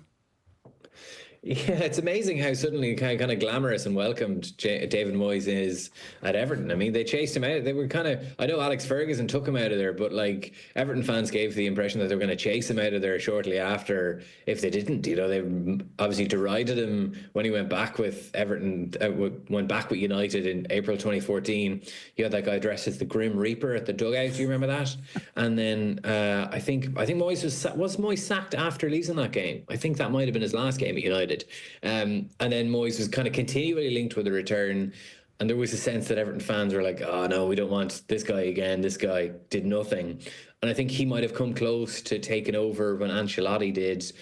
On reflection, had Moyes taken over at that time rather than Ancelotti, Everton might be in a bit of a better situation, but he seems to be welcome back now. I guess that the view from Everton fans is anyone is better than Sean Dyche. I mean, we thought David Moyes was defensive, but Dyche kind of completely reset our perspective on that. So, it's like the risk involved in it hasn't really been talked up at all. It's generally been welcomed as this makes just good common sense. And I'm kind of more leaning to the latter in the sense that, you know, all he has to do this season is keep them up. They're out of the relegation place at the moment, and if you can just get them scored a few goals, I mean, this goal scoring rate under Dyche is absolutely abysmal. So, you know, it's easy. You know, it shouldn't be too difficult to take them up there.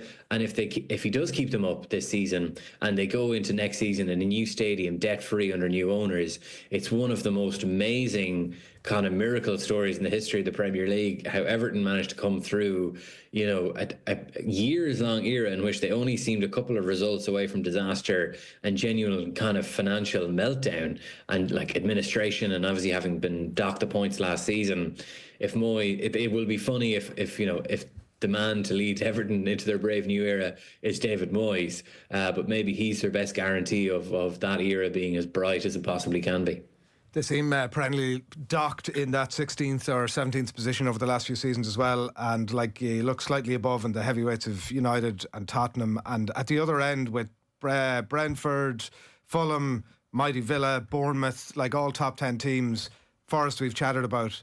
In terms of the look of the top half of that table, Gav, do you prefer to see that, or are you more of let Brazil win the World Cup, let Real Madrid win the Champions League, Dublin win the Leinster Championship? Do you like to see your Premier League table stacked with the top six, or are you just give life to you? Yeah, no, I don't like the cream right to the right to the top very often. I think what's the most interesting thing about this season is obviously with the Manchester City debacle, and it's so much more interesting than just watching them cruise to a league every year. So this is pretty good. At the end of it, look, who knows how it will play out from here. I kind of like the look of the table, to be honest.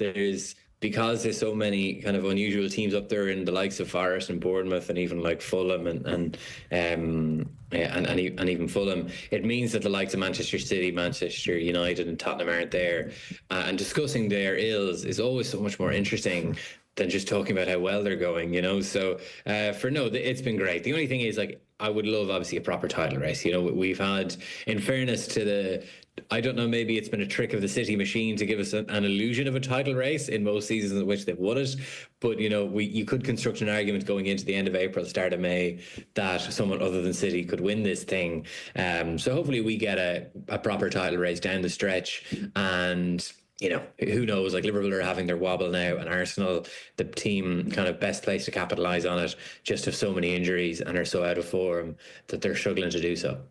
All right, Gav, good stuff. Thanks a million. Cheers. Thanks a million. It's Gavin Cooney giving some thoughts on the Premier League situation as it stands at the moment. Tonight's fixtures: Everton Villa kick off at 7:30 at Goodison. It's Leicester City Crystal Palace at 7:30 as well. Ruud van Nistelrooy 5 successive defeats. Newcastle United and Wolves. Newcastle, unbelievable form at the moment. There's profiles of Isak, the most wanted man in European football. You'd expect them to romp home against Wolves, wouldn't you? And then Arsenal Spurs kick off at 8 o'clock. The fixtures tomorrow night: Ipswich are at home to Brighton, and Manchester United play Southampton. That's the big test everybody's saying for Man United. Oh, they're gonna beat Southampton, because everybody beats Southampton. Southampton are the worst Premier League team since, was it Derby? Is that the worst team? Yeah, Derby. So we shall see. I mean, I think we all think they're going to do that. But we didn't talk about this, and we should have talked about it with Arthur. But the Kvaradona joining PSG. There's now a gap in Naples for a flying winger. Garnacho is that flying winger that has been linked.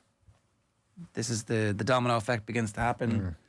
And how do Man United fans feel about that? About Garnacho leaving? Yeah. I'd say they're probably pretty split, aren't they? From 1 week to the next, it's like, this guy is going to be. He's a one-trick pony. Then he does something amazing. Like, it's a great trick, though. What a great trick! He seems to be, the pony seems to be back in favour at the minute. I'm slightly.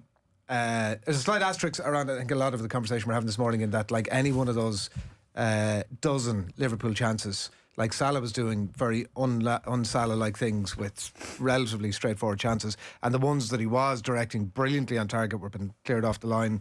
Gakpo had a brilliant chance towards the end. We could be overplaying the Liverpool slump, if you want to call it that.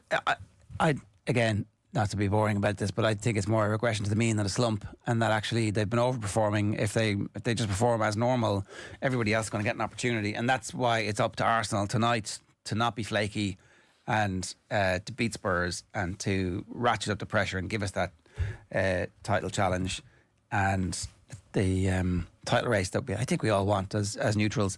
0879 180 180 is the WhatsApp number. Our competition for Leinster tickets is ongoing, but we should tell you that tickets to our Rugby Road show at the 3 Olympia, which is on Wednesday night, January the 29th, before the Ireland-England game. It's Owen and Brian O'Driscoll with an all-star crew of guests.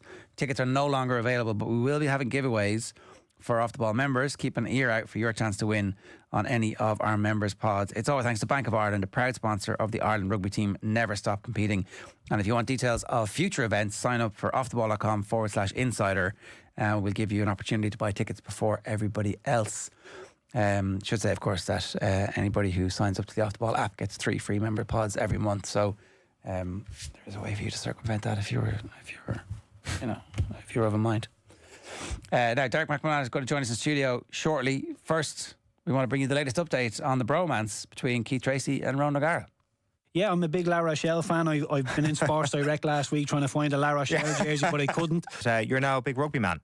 I'm a big rugby man now, yeah. I've only ever been to one game, but I'm uncovering more and more as I go along. The comments from Ronan O'Gara on Friday just had me walking on on clouds. So yeah, even before I answer that, I just want to congratulate you. I read all about you last night. Fair play. I think it's important that I say that, because the biggest game is you against you, and you seem to be doing really well. So just want to take a moment before I go anywhere this morning to congratulate you on what you've done the last, I think, is 4 years. So fair play to you. Yeah, I'm a big La Rochelle fan. I've been in Sports Direct last week trying to find a La Rochelle jersey, but I couldn't.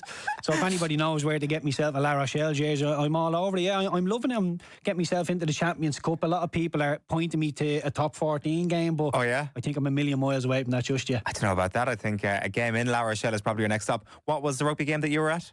Leinster against Northampton in Right. Crow Park. Oh, last year, yeah. Yeah, the Champions Cup semi-final. And what Sports Direct were you looking at? Because I'd say South Dublin would be the wrong place to look for a La Rochelle jersey, that's Well, for sure. I was in North Dublin. You're in North Dublin, Probably right? even worse, yeah. Probably, but to be fair, Munster is where you want to go for a La Rochelle jersey, potentially. But they're your team now. La Rochelle on my team, yeah, just Ronan O'Gara got me right on side with a couple of nice words. And to be fair, the people speaking about the physicality of La Rochelle as well, I just love how they go about it. And some of the words, when I listen to Ronan, how he motivates the dressing room, how he says a lot of the players are frozen by his demands.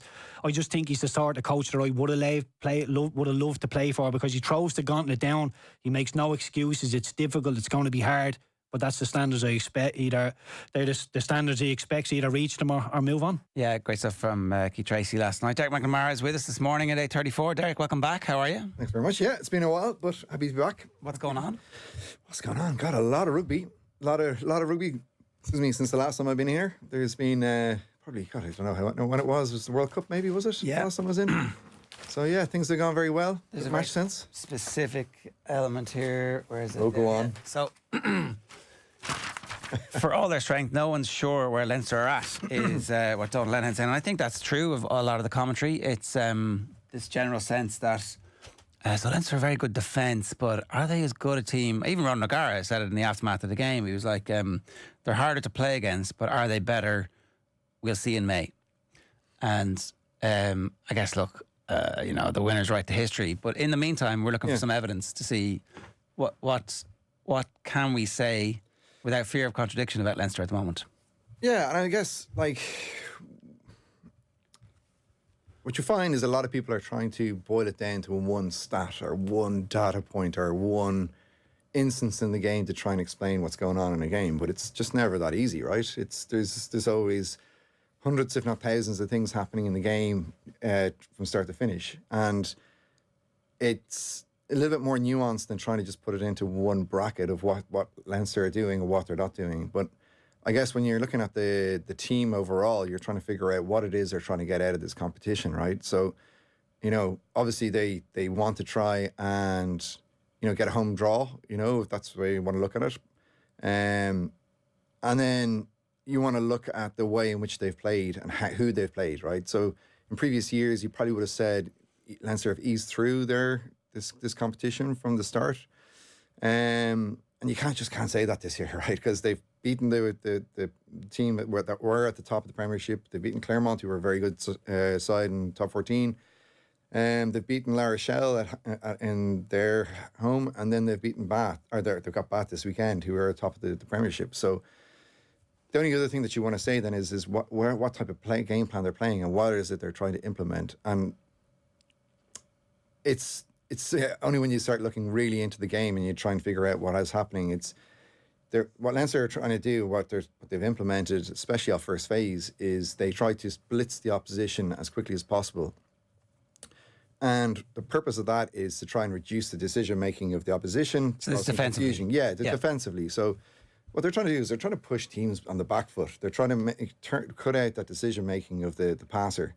And when you've got passers who are used to taking the ball on, taking a couple of steps, and then going through the process of making that pass, if they have somebody in their face or they're not in a position to make the pass at that time, or the pass is a little bit behind, the pass a little bit high, then all of a sudden that pressure mounts and they make a mistake. So that's what Leinster are trying to do. They're trying to cause more mistakes for the attacking team behind the game line, which then force the attacking team to then change their overall position. And that could be from continuing to attack. They may then have to kick as a defensive kick, which would be a kick long, instead of, say, a kick to attack, which would be a kick to contest. And this is specifically what Leinster are trying to do. They're trying to push the teams backwards. They're trying to cause confusion, cause mistakes, cause La Rochelle to try, or whoever they're playing, into forcing them to make decisions that they weren't ready to make. Because it's all about timing. And is this a change?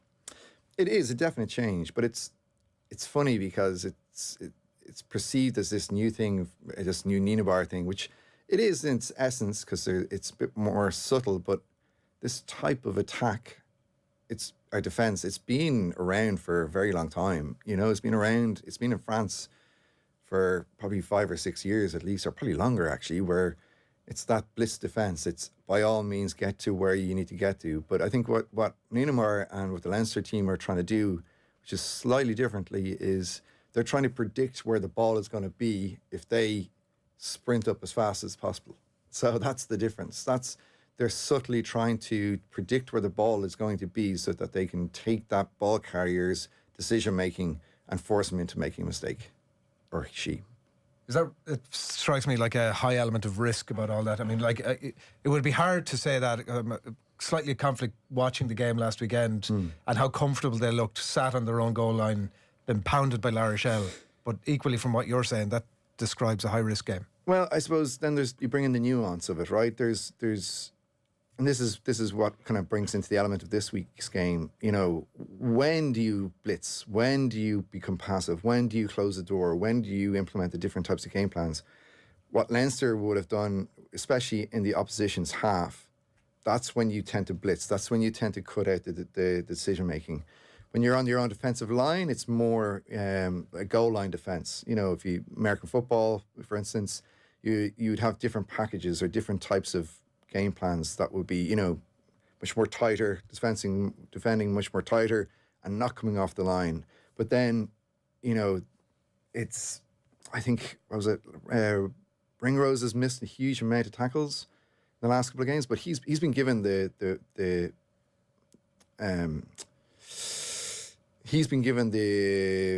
okay by the team to go up and miss tackles because he's basically forcing the team back inside. He's forcing the attacking team into an area that they know they're going to have defenders. So it's okay to miss defenders or miss tackles. And I think Leinster have one of the top amount of missed tackles per game in this year's URC. I think they're like second or third. I think Ulster have the most amount of missed tackles, but they have the fewest amount of points against them in the URC this year. So it's not necessarily about all blitzing in all areas and all times of the parts of the pitch. It's about subtly understanding, and I suppose we're probably moving into a new era of rugby, and I don't know whether, I think I've spoken about this before on here, which is rather than strictly sticking to a specific game plan in defence, what teams are beginning to do is they're trying to read defences. So they'll read what a defensive team are structured like and making decisions on the fly rather than a zoned kind of defence, which is, okay, well, we need to get to this area of the pitch every time in this instance. So I think Leinster are kind of bringing all these elements of blitz defence to passive defence to, you know, structured or going into zones or areas. They're kind of taking a step back now and they're trying to say, okay, well, we know what you're going to do. We know what area of the pitch you're going to try and attack to. We know it's harder for you to attack than it is for us to defend. We're going to come up. We're going to be more structured. We're fitter than you are. We're going to use more communication. And also our technique is going to be, you know, probably better than what we're playing against. So we're going to take that element of your attack and we're going to turn it into an attacking defence, if you want to call it that. And yet, at the end of the game, there's a drop goal attempt, which if he'd been 5 metres deeper, you know. So it's not, there's no guarantee here that this is going to be enough to get them over the line, is it? Well, like, I suppose it hasn't got them over the line the last couple of years, so they might as well try something a little bit more different. Like, the numbers don't lie, you know, like, you know, at Match Sense, we're trying to take everything into consideration, you know, defensive structures, attacking structures, passing technique or passing patterns, you know, structure at the breakdown. All these things need to come into consideration. It's not just about missed tackles, dominant tackles anymore. Excuse me, it's not more. There's not more to it than that. But they haven't done well the last couple of years at later parts of the season. They're trying to put structures in place now that, you know, they have to test them before they get to the playoffs. They have to test them before they get to those parts that part of the season, and that's exactly what they're trying to do. Like if you were one of the two coaches, which would you have preferred to have been at the end of the game? Obviously, La Rochelle lost, and they're going to struggle to get through the qualifying rounds. But that wasn't La Rochelle's first team by any stretch, you know. And Leinster, although they won away from home in France, which is very hard to do, I don't know. I think you got to score points to win games, and Leinster haven't really fired many big bombs yet, but they could be holding that back, you know. And I hope that's what they are trying to do. I'd imagine that's what they are trying to do. I think Gordon Darcy's piece today is making that case as well, that in attack we need to see a bit more from them, and that would be borne out. So while you were making the point earlier that they've missed loads of tackles, they've conceded the fewest points in the URC. They're scoring fewer points at the moment than they have done previously. So, I mean, I think if you were going to build a team, the first thing you do is fix your defence, and then your offence you layer on afterwards. I know it's not linear like that. I know they're working on everything at the same time, but I guess they need to figure out what type of defence they need to play against different teams. You know, like this weekend, if I was in the Leinster squad or Leinster coaching squad, I would be looking at the way in which Ireland have played against Scotland in the last number of years. So, similarly to the way in which they would have played against New Zealand in the games that they won against New Zealand, which is they were a lot more passive. So they came up in a line, they allowed Finn Russell to make a decision and then make the decision. Why would you do that? Sorry, what's the benefit of that? Because there are different ways in which team players play, but if you look at Finn Russell, was great at the game yesterday against Claremont. Claremont obviously came up and blitzed Finn Russell, but what he was able to do is he doesn't worry about people getting up in his face, right? He's able to take the ball on, wait a second, wait till the perfect time, and then make the pass. So essentially, you're playing into his hands by blitzing against him. Yeah, but he's also an amazing offloader as well, so he'll be able to get in behind. So there are strengths and weaknesses of all attacking and defending shapes. And so against Scotland, what we've done in the past is, okay, we're not going to let you run past us. You're going to need to make a decision. And he's like, oh, I've got three things to do here. There's a split second. There's a delay. We smash him. Well, and that was a gross oversimplification. Yeah. I couldn't have simplified it that easier. But like, if your playmaker is going to be the first receiver nearly every single time, so Finn Russell is the first receiver a lot. You see with the likes of the young guys, like Prendergast, for instance, he's not usually the first receiver. He'll be the second receiver from a forward pass. And that's just because he's young and he's not as experienced, so they're trying to bring him into the game. But the likes of Finn Russell, he takes the ball on. He's the first receiver nearly every single time. He'll bring the ball to the line. He'll then make a decision based upon what he reads. So he reads the defence. And then he'll make an amazing 50 or 25-yard pass directly to where it's supposed to go, setting up the players outside him. If you are aware of this, then what you can do is you can then say, all right, well, we can allow him make the decision, but make sure our structures outside where we think the ball's going to go is much better.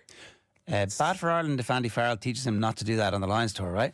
Hey, Finn, we know what you're going to do the whole time. So if we're going to make you second receiver for this team, and he's like, whoa, this is different. Potentially, but you got to play into the strengths of a specific player, right? And what Finn Russell grades, I think one of the highest or second highest in all of Europe in our pressure grading.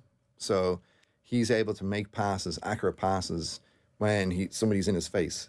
He's able to offload the ball accurately in the right decision making in the right areas when he's under pressure. So there are ways around understanding what each individual player is doing, you know. And also another thing with Finn Russell as well, if people want to watch this as well, is he's nearly always coming onto the ball when he gets the ball.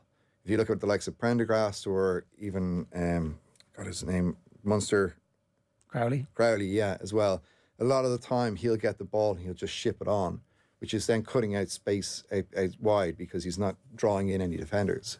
So all of these things together, like, I'm not saying that they shouldn't blitz Bath at this weekend at all. I think they probably should. It's just whether or not they do it in the right areas of the pitch, in the right places and under the right circumstances.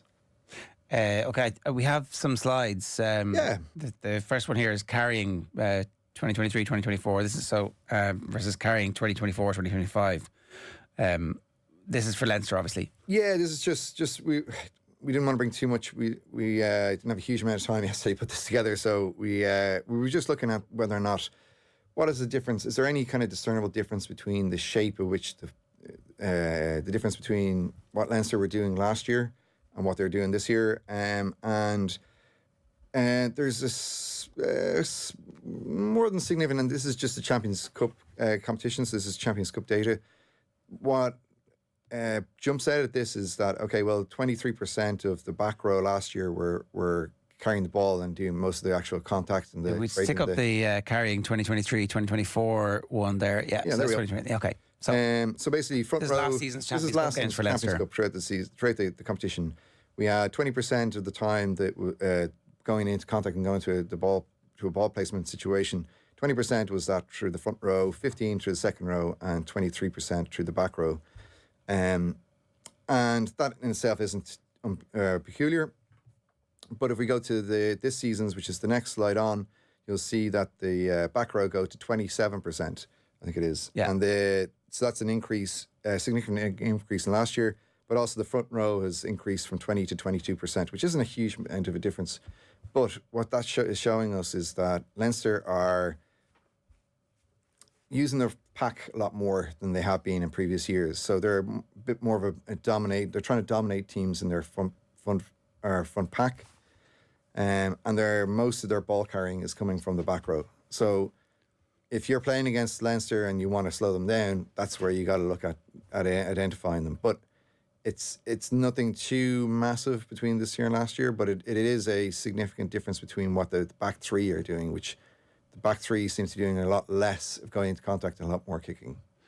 So it's a subtle evolution, and you can see that they have become a more kicking team. Most definitely, yeah. They have. Well, I don't know. So last year, is any of this to do with personnel? Like, so Lowe is injured, Keenan's injured. Yeah. And you're obviously betting in different combinations in the back three, and you're like, okay, we're going to simplify the game plan a little bit. Yeah. And in any circumstances where there's a sliver of doubt, kick. Yeah. Is that enough to explain that? Or well, so Leinster would have last year received the ball anywhere outside their 22. They would have ran the ball back a lot of the times. You would have seen Hugo Keenan doing that quite a lot. That just isn't the case in the first couple of rounds of the Heineken Cup or the European Cup. Bestec, sorry. But excuse me, that doesn't mean that it won't be by the time the end of the competition. So we're still in the early days of the competition. I think these important games where they've had their front line runner or front line players in they've had to depend on their forwards a lot more. And I suppose in the defensive strategy that they're trying to implement, there are a couple of things that they need to make sure that they have. Obviously, there's communication. There's structure is probably the biggest thing, especially around the back three. So if you're playing this type of very attacking, very structured, very quick blitz defense, the one thing that you really have to have is a good kick defense. Because if your opposition are able to put your players on the back foot and they've blitzed up, there's a lot of space there, and those players have a lot of distance to come back and try and defend. So that's another part of Finn Russell's game, which is amazing. If you watch the game at the weekend, it'll chip over for a try.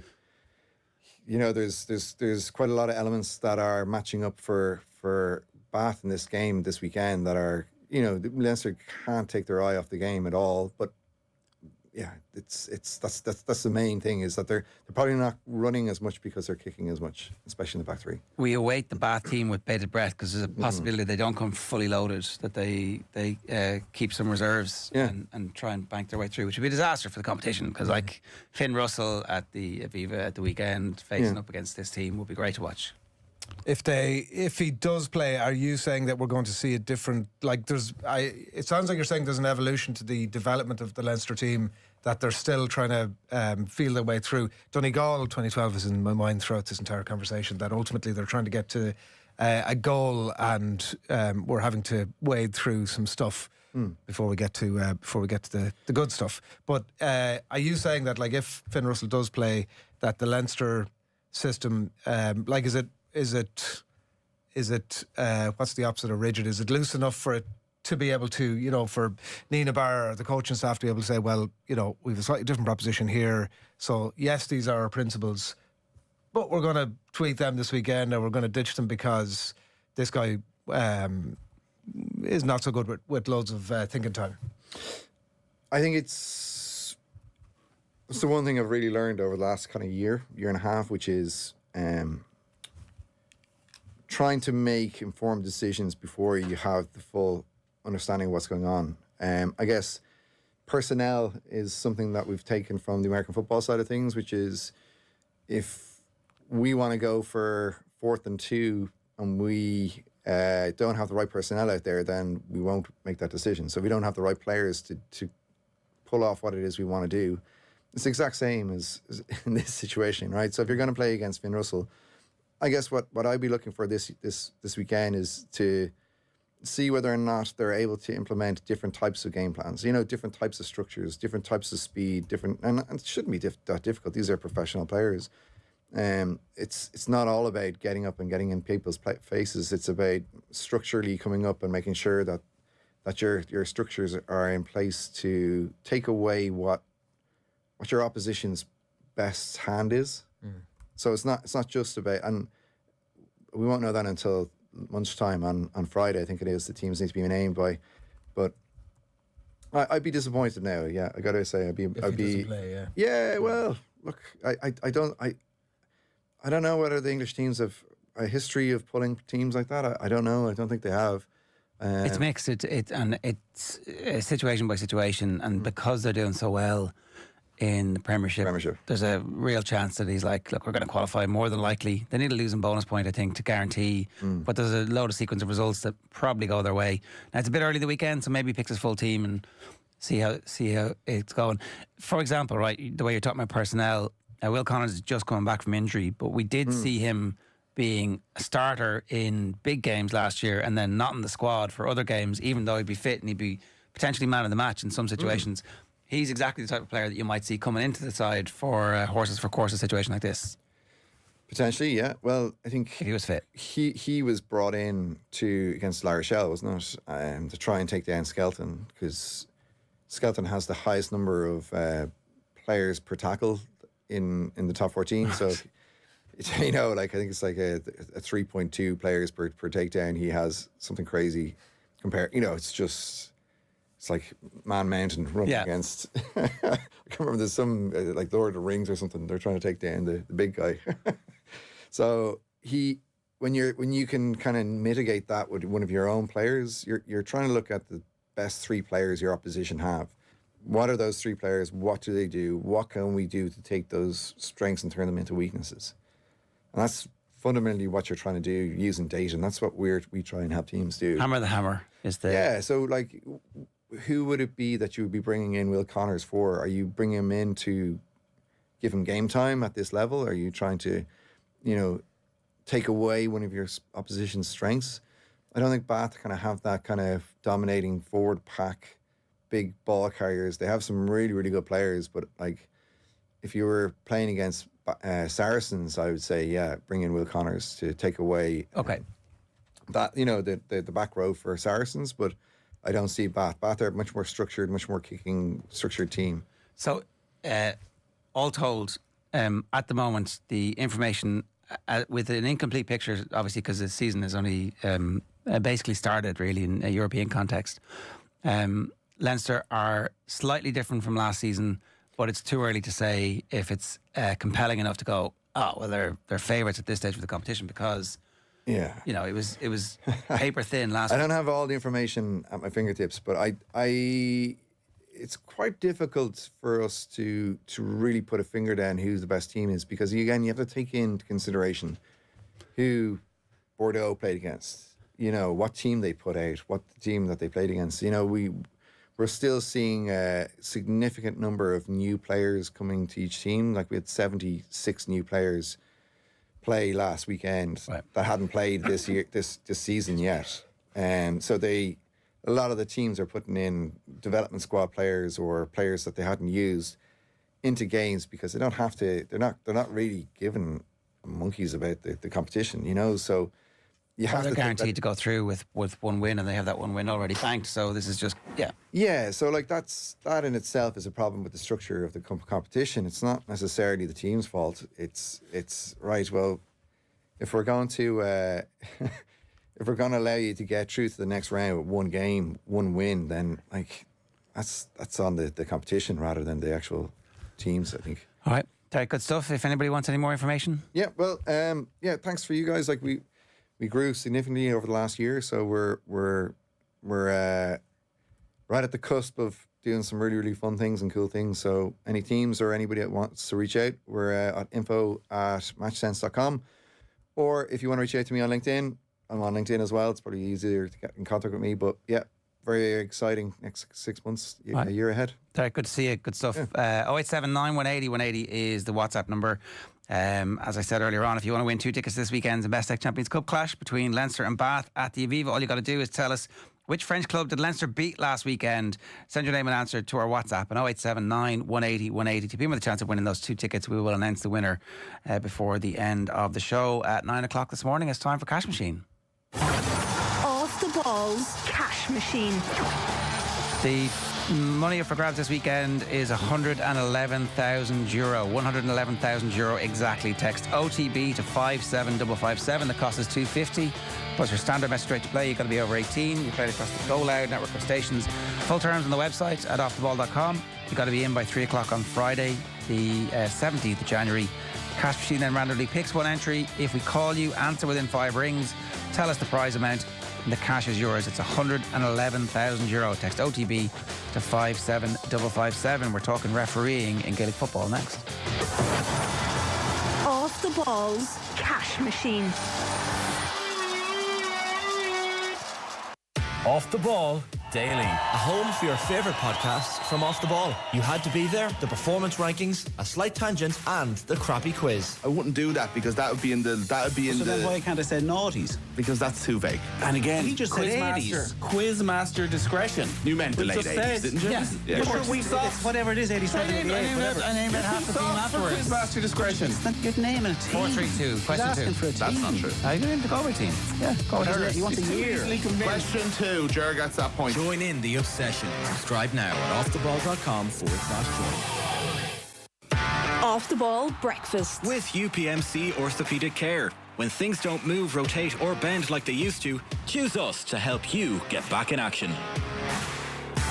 So, Pep and Ortega yesterday, Spurs Forever says it was definitely a pep talk. Pep focuses on the positives constantly instead of negatives. I don't see Pep giving out or blaming players. No, he was, I don't know if he was giving out, but certainly he was angry and he was aggressive and it was weird. You're often, one is often, loath to rush in to fill the gaps. Do you remember, and I'll use this example for fear of opening the can of worms here, Andy Farrell and Paul O'Connell in the World Cup, Six Nations, and everybody was saying, Farrell was balling him out of it for, the line out going astray and what they were talking about, but it wasn't that. Who knows what they were having a conversation about. I would be, who was that commentator, whoever it was, I'd be slightly on their side of, like, yes, he's passionate, yes, he's a bit volatile, and but I think he's unlikely to be, like, heavily criticising a player on the pitch afterwards. Having said that, the optics of it were a bit weird. Front page of the Sun is Pep's losing on and off the pitch. His private life continues to be tabloid fodder this morning.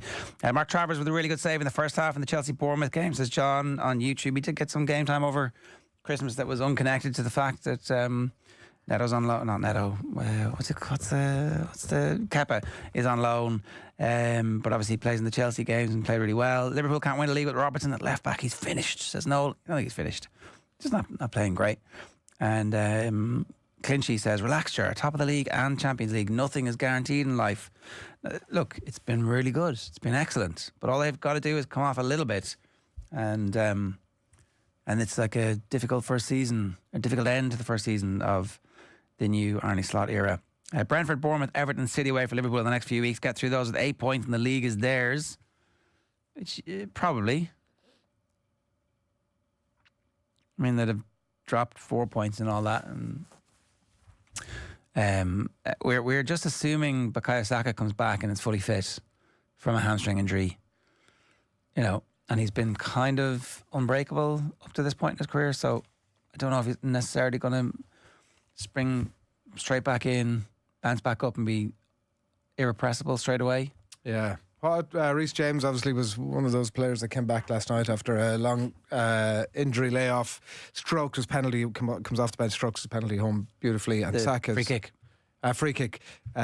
Free kick. Saka is one of those players who's exceptionally likeable character. You would hope that all the good stuff comes back for him. But I don't know. Arsenal. I'm mostly unimpressed by Arteta's press conference post-match carry on. Impressed or unimpressed? Unimpressed. I'm not sure how all that washes in the dressing room. The intensity levels are always absolutely 10 out of 10. You know, Arsene Wenger levels of injustice where clearly none has been served, and like that's all very well and good, but it does run out of road at some point. Are we at that point? I know he's still obviously a very young manager, and this is his first big job, and so he's learning on the job, and you sometimes forget about that. But somebody needs to tell him to chill out. Like it seems like the most ridiculous thing in the world, but like I know he's coming from the other. Jonathan Wilson said that he had chilled out, but then just recently he was falling back into his old ways. But he learned from the master of all the addicts not being chill. Off the Ball Breakfast is with UPMC Orthopaedic Care. When things don't move, rotate or bend like they used to, choose us to help you get back in action. Did you want to talk briefly about Ronnie O'Sullivan? Ronnie O'Sullivan just I came across my timeline last night where he'd been obviously all the snooker coverage is a minute, so it's endless, and he has had a couple of wobbles over the last few weeks. I don't know if you saw that. He was playing a tournament and he shot didn't go his way. He cracks his cue off the table and then ends up breaking the cue. It's unplayable. He pulls out of the tournament, and Ronnie is on the record, obviously long standing on the record, as speaking about his off the table and on the table mental health battles and how he struggles with the game and how he struggles to keep on top of his mental health. But they were just having a very interesting conversation in the studio yesterday. Mark Selby was there as well, obviously player of the absolute elite bracket. But they were talking, and Ronnie was calling on snooker officialdom to employ, he didn't use the word psychologist, but in fact that's what he's talking about, somebody to speak to players after matches where you've come off, you've lost. He says you want to put on a show, you want to play well, and when you don't, it can really drive you crazy. So he was talking about like players coming off wanting short sessions with psychologists where they get to offload all the stuff that's just happened to them, the reasons that it's driving them crazy. He talks about himself. He talks about Mark Selby, who's also on the record with his mental health struggles. He talks about John Higgins, like all elite players who've had those battles, and he's sort of advocating on behalf of the other 120 odd professional players on the circuit who maybe don't have the access to the psychologists on tap that maybe some of those top players can afford to do. And it just struck me that it's probably a road that there's a lot of forward thinking about Ronnie O'Sullivan here. It's probably a road that most elite level sport, they're obviously there in loads of different ways, but just that bit of immediately after the tournament, immediately after the match, that there's somebody there to bounce off. I could easily see a lot of elite sport leaning into that in a big way over the next few years. Have you watched the documentary, the Ronnie documentary? Yeah, it's exceptional. It's there with Steve Peters, where it's just this kind of constant presence during the World Championship. And obviously it ends perfectly in that they, he wins. Yeah. But the pressure he puts himself under and the pressure that he feels is... that scene with his kids afterwards, he embraces... He beat him in the World Championship final, Ali Carter. And there's obviously a real warmth towards the two of them. He's become the winningest something or other at that time. Do you remember? It was very uncomfortable. They whisper in each other's ear. Carter is saying, "You're the best ever. You're the best ever to have done it." It is Carter. He's hugging at that time, isn't it? It's Judd Trump. You're absolutely he right. hates Carter. Judd Trump. Okay. You're right. You're absolutely right. Judd Trump. And he holds on to him for a bit long, like way too long. Yeah. But then you get in the documentary, you get what's being said, and it's beautiful. It's one of the most beautiful moments in sport that I've ever seen. And the embrace with the kids afterwards, where, like you say, it's all ended in success. But actually, what he's saying to the kids is, "I can't do it anymore. I can't do it anymore. It's too much." It turns out he's right. Yeah. So immediate post-event psychological help. like all the team sports have someone, you know, and if you need it, you get it. So I don't think.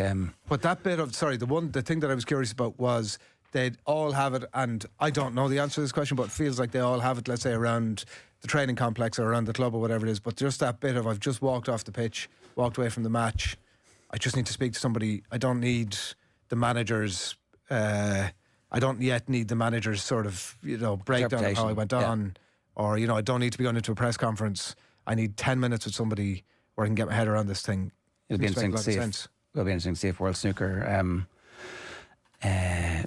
stump up the cash, because that's what that is. That's a request for funding. Really, what they're talking about there is can you fund somebody who is available to these players? And look, you see sports like cricket particularly struggle with this, because people are away for months and months and months and months and months at a time where nothing happens. There's very little training going on because there's matches happening, and then the matches you have you could have 20 minutes at the crease, you could have a minute at the crease, and then your thing is over again for another 2 days, and then you play for briefly, and it's a lot of high tension stuff strung out.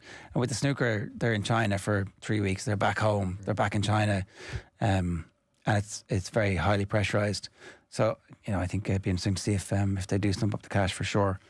There's one other thing you wanted to talk about, was the WSL. There's a rumour that Celtic and Rangers might end up joining. How serious is this, do we think? It's on the back page. It's Molly Hudson writing on the back page of the London Times this morning. All firm clubs in WSL talk. Celtic and Rangers have held initial talks with the Women's Super League to explore a move to the top flight. So, it must be reasonably serious if they've started conversations already. One of the other things they're talking about is a closed league, so they'd go the American WSL version of we have our teams, and that's sort of where we're at. Always my initial instinct is to recoil a little bit whenever I hear that stuff, because you like to see a little bit of meritocracy and the drama, of course, that it brings as well over the course of a season, if there is that little bit of the danger of relegation. But I think it's obviously something that's been spoken about for decades in relation to the men's game and whether Celtic and Rangers could cut it. Would they make it is always the conversation, rather than maybe the other sort of business aspect to it. But I think Glasgow City would be probably the big losers in all of this, because they've... they're not better than... Exactly, but the problem is that they don't have the same kind of infrastructure fan base. Let's say the ceiling for Celtic or Rangers in terms of the fans that they could turn out, I think would be a far more attractive thing to the WSL.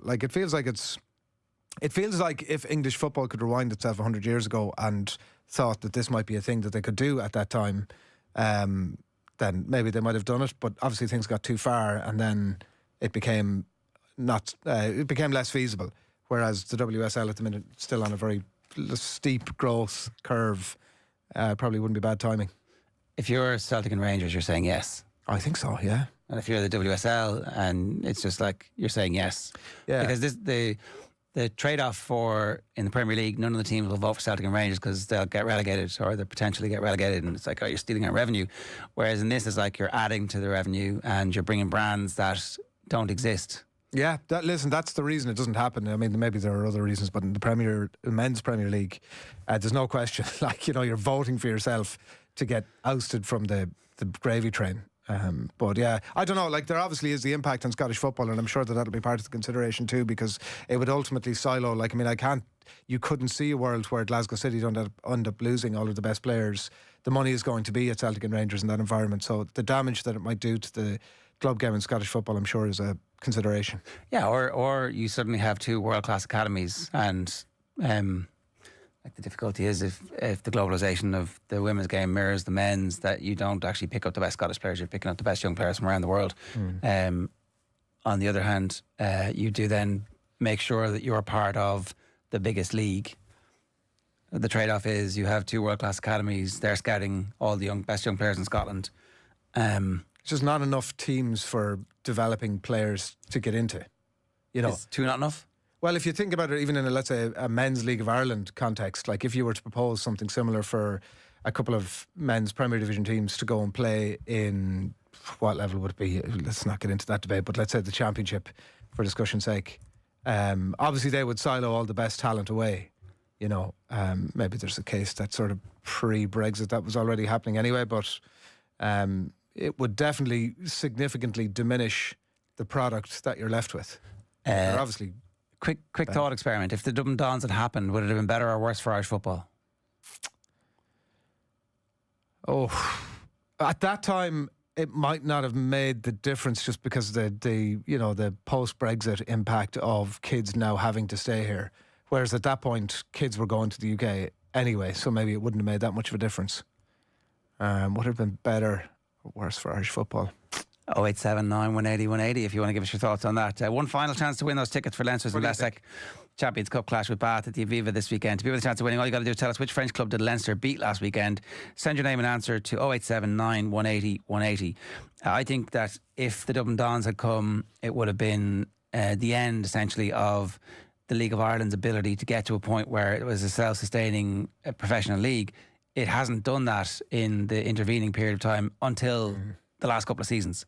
So it would have been a short-term sticking plaster, and who knows? Like, could a team that was like the only big full-time professional team in Ireland, could they have competed in the European stage? There was a lot of money in Ireland. Like, there would have been a lot of funding and investment, and we'd have a Champions League team playing in the Premier League, and you'd have one full-time professional academy and a scouting system, and none of the clubs would exist, and none of the grassroots football would exist in the way it does, and we'd be part of that football industrial complex.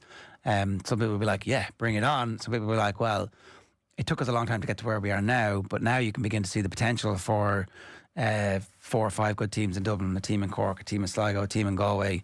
Finn Harps are doing incredible work to try and get a team. Like, you know, did I mention whoever I left out, I apologise. They'd be bust as well as the other thing, wouldn't they? They'd be which? They'd be bust. Like, you know, if it had been set up at this stage, we all partied, too much money was spent. Well, we would have had like the world's best football team around 06, 07, 08, and then 2009 we'd have been relegated to the Championship, or like. But then there were, you know, Lazarus, Phoenix from the Flames. Yeah. Bohemians Pride Committee's Jim McElroy was in with Kathleen during the week as part of our Guinness series, and obviously the whole issue of Bows in the community, and for whatever reason seems to be a stick for non-Bows fans to beat them with. It's like, oh, look at you caring about things. He's got a brilliant response to those that would say stick to football. Whenever this topic comes up, and whenever a lot of topics come up that is anything outside of football, a lot of people will turn around and say, why are we talking about this? Stick to the football. People will do what they want. You know, what does it matter to me? So on, so on, so on. To those people, what do you say? Well, if you're supporting a League of Ireland team in the men's game in the coming year, you're going to be wanting your team to do the absolute best on the pitch, and to put themselves in a position to you know, challenge for the league title, to win a cup, whatever.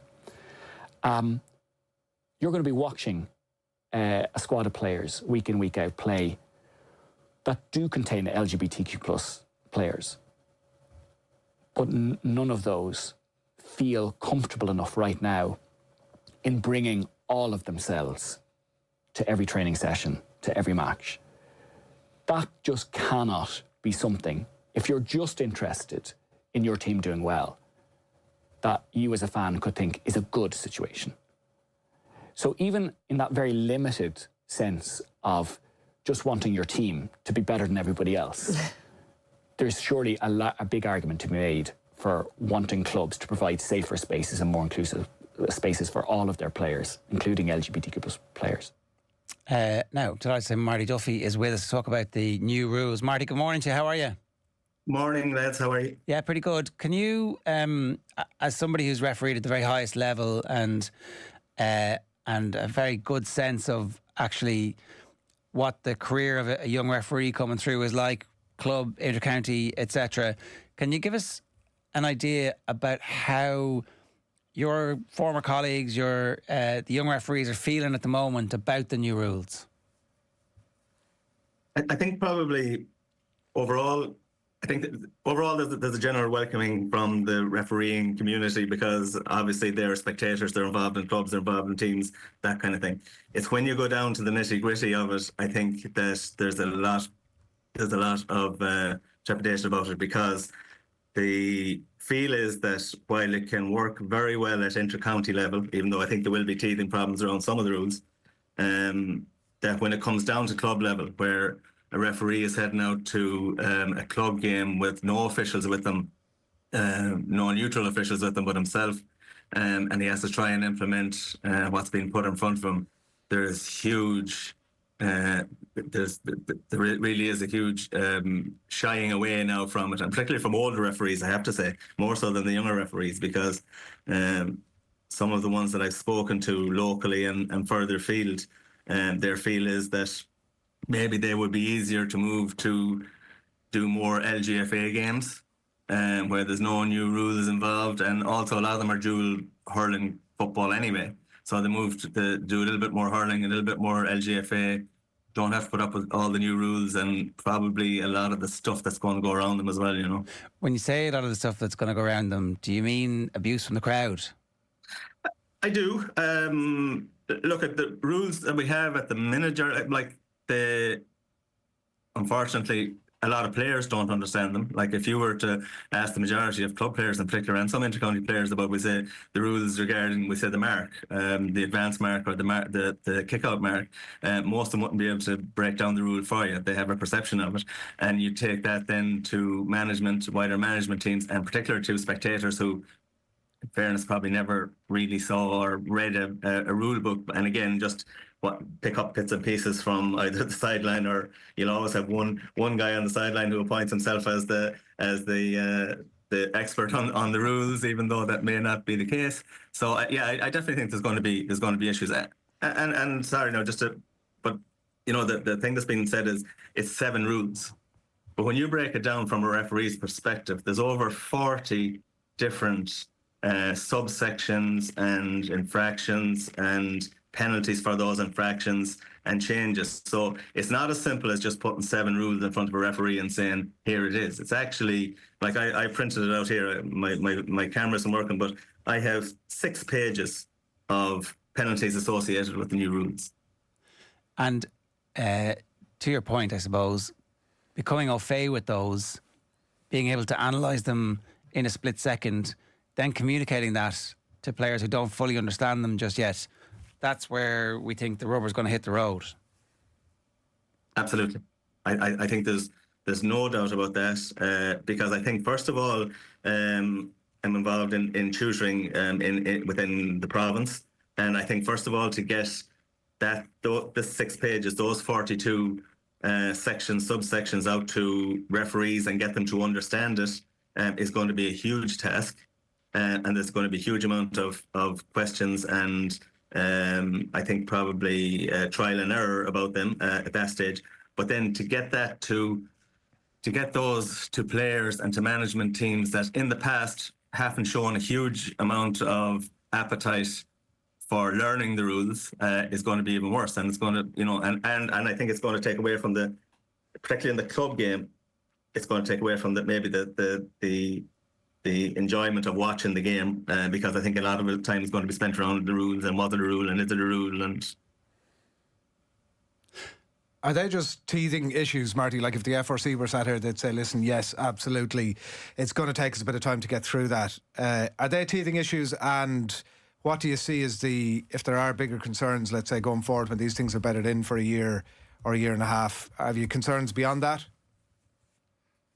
I do think a lot of them will be teething issues. I don't think you're going to get, and look, I'm talking probably about the club scene in particular, that you're not going to get club players to buy into knowing the rules or management. And those perceptions then are inevitably brought onto the field and put onto the referee's shoulders. I think it was maybe on your own programme last weekend, I heard somebody saying that it's going to, the likes of the 3-on-3 will self-police. I don't believe that, because in your junior B game, it doesn't matter, because in a lot of cases you're not going to get 3 fellas over the half wheel anyway. Like, you do well to get them, to do what they have to do. But we'll say when you come to, senior club league games where you have one official, because the penalty for somebody straying outside the halfway line is so high. So, like, it could be definitely a 1 point turnaround because of the nature of the free being brought to the 20-metre line. But if the opposition are on the attack, you could be potentially saving a 1 point, a 2 point, or a goal chance as well. So you could have a potential 4 point turnaround where you have a team attacking, one of their defenders strays outside, one of the three strays outside. I guarantee you that managers at the moment are talking about having spotters, okay? So that when this happens, that immediately they're going to be shouting at the referee to act on this. And that is part of the thing. Their spotters are going to be to keep their own players in their own half and to highlight to the referee. So it's a huge sanction. It's a huge turn, and I don't think it'll self-police because of that. That could be the winning and the losing of a game. And of course, it has to be a member of the crowd who is telling the referee about what's happening, as opposed to anybody involved in the team, because that would then count as dissent. Yes, and while I do think that the 50-metre penalty is a fantastic advancement, we say, from a referee's perspective, I also think that when you read the rules around it, that if you have, like down through time, we as referees have been pilloried for not communicating. Why can't you tell somebody what the free is for? Now, if somebody asks you what the free is for, if they're not the captain or the designated player, and it's not done in a break of play, now you're moving the ball 50 metres. That's huge. That's huge. If you don't hand back the ball for a line ball or for a free, and it's 50 metres, that's huge. That hasn't been in our game. That's something that's going to take a lot of time, and I'm not so sure it's going to be. There's a lot of grey areas that will be left to the referee's discretion, and that never leads to consistency, and it definitely doesn't. It never leads to an easy event for the referee. I know some of your colleagues have been in the media talking about the designated player issue, is that actually they like to have chats with players to warn them about stuff that they might have seen or thought they saw, and have that kind of ongoing conversation to build rapport and trust, so that when something does happen, you can explain it. And it sounds like you're kind of leaning that way as well. The only being able to talk to the captain or the designated player probably lessens your ability to communicate. I think it does, and I think you go back through time, and we have had some fantastic referees, brilliant communicators on the field with players, and I think it was part of what made them what they were, the top referees. Whereas now, I think that you definitely have a situation where it's very like what is questioning the decision. Like what one referee will perceive as somebody questioning the decision, another referee will not, and will see it in a different light. And for that, I think we're leaving a space for inconsistency, which is always the big word, particularly with spectators and the general public about refereeing. I think we're leaving even a slightly bigger inconsistency patch there at the minute for these type of things, because again, 50-metre penalty is a huge sanction in a game. It can be the difference between somebody winning and losing a game. I was going to hypothetically say, Marty, if we could spool back 3 or 4 months and the FRC ring up and say, listen, will you drop into Jones's Road, bring a one-pager with you and give us your recommendations.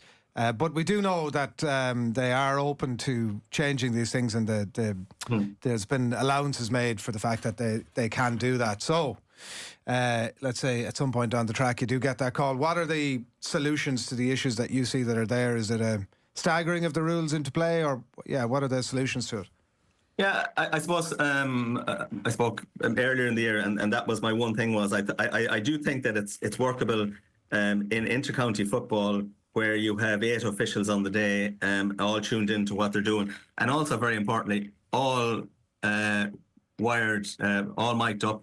They have a communication system, so each decision can be instant. If somebody goes outside the halfway line, whatever it may be, it can be instantly given to the referee. That cannot be done in club games. So what I would like seen was that maybe that we had a 1 year at inter-county level, iron out some of the issues that inevitably are going to show up, and then bring it to your club level, maybe in a slightly more sanitised form. And again, if you take something like at under 18, we'll say, where you have this hold up foul, right, which is a black card now in adult football. Well, like we'd say, you have that, and you also have, we'd say, dissent. You know, dissent in underage football now is a black card, but can be replaced. So it really is a very complicated setup that's going to that's going to be ahead of us. So I sorry, to answer your question, is I would like to see it that it would have been done at intercounty level, iron out the problems, then come maybe with a slightly more sanitised to club football. And they might say that might create more confusion in that you have a lot of the same players obviously playing both, and then you're asking them to adopt almost from one week, which is happening a little bit obviously at the minute, adopt from one week to another. Yeah, no, and that's the case. Look, I wouldn't see much problem with the guys that are playing Sigerson at the moment, and will tug out in the first round of the league, or are playing challenge matches of county having an issue. It wouldn't be a perfect solution to the problem. I just think it may help if both officials, referees, a lot of referees are 60 years and over. That's the demographic. A lot of the players at club level who maybe don't put as much time and effort into known rules and regulations as maybe the intercounty, that they'd have a year to look at it. You'd have a certain amount of seepage into their psyche, and I think that it might have been just easier. It's just an opinion. Yeah, no, I think I totally understand, particularly around dissent, right? Like we are, and giving the ball back to your opponent. We've already heard stories. It was the great story from Neil Loughran's piece of somebody mimicking a Belfast accent, getting a free against Antrim. Like, with all the best will in the world, the sandbox games and then the interprovincial games, it wasn't quite the high stakes that we're going to see over the next few weeks, where entire years are derailed by relegation from Division 2 to Division 3, and likewise promotion from Division 3 to Division 2. There's so much on the line that you're going to see people trying their very best to push the limit of the rules. Yeah, look at it, and I think probably some of the people that were on the committee that set out these rules, I think, like, they wouldn't have been a million miles away from exploring every avenue that gave any little advantage. So they have to be expecting that other managers are going to do the same. And as I said, there's no way that a manager of an intercounty setup or I suppose in the club scene now, at your top level senior club, the organisation that's there, they're not going to leave it to chance for these things. These things, and as I said, I've spoken to a manager who has spoken to me about having a spotter, so that when the infraction happens, that it gets straight away to the referee. Because to him, that's a huge turnover point. He's going to need a louthailer though in the crowd for it to be known. Because he's not in the referee's communication system, so he's literally going to need something. Hey, ref! No, but to be honest, here he has as much hope of being heard as the official linesman, who has no radio either. Okay. You know, yeah. So let's be honest about it, and strategically positioned around the field.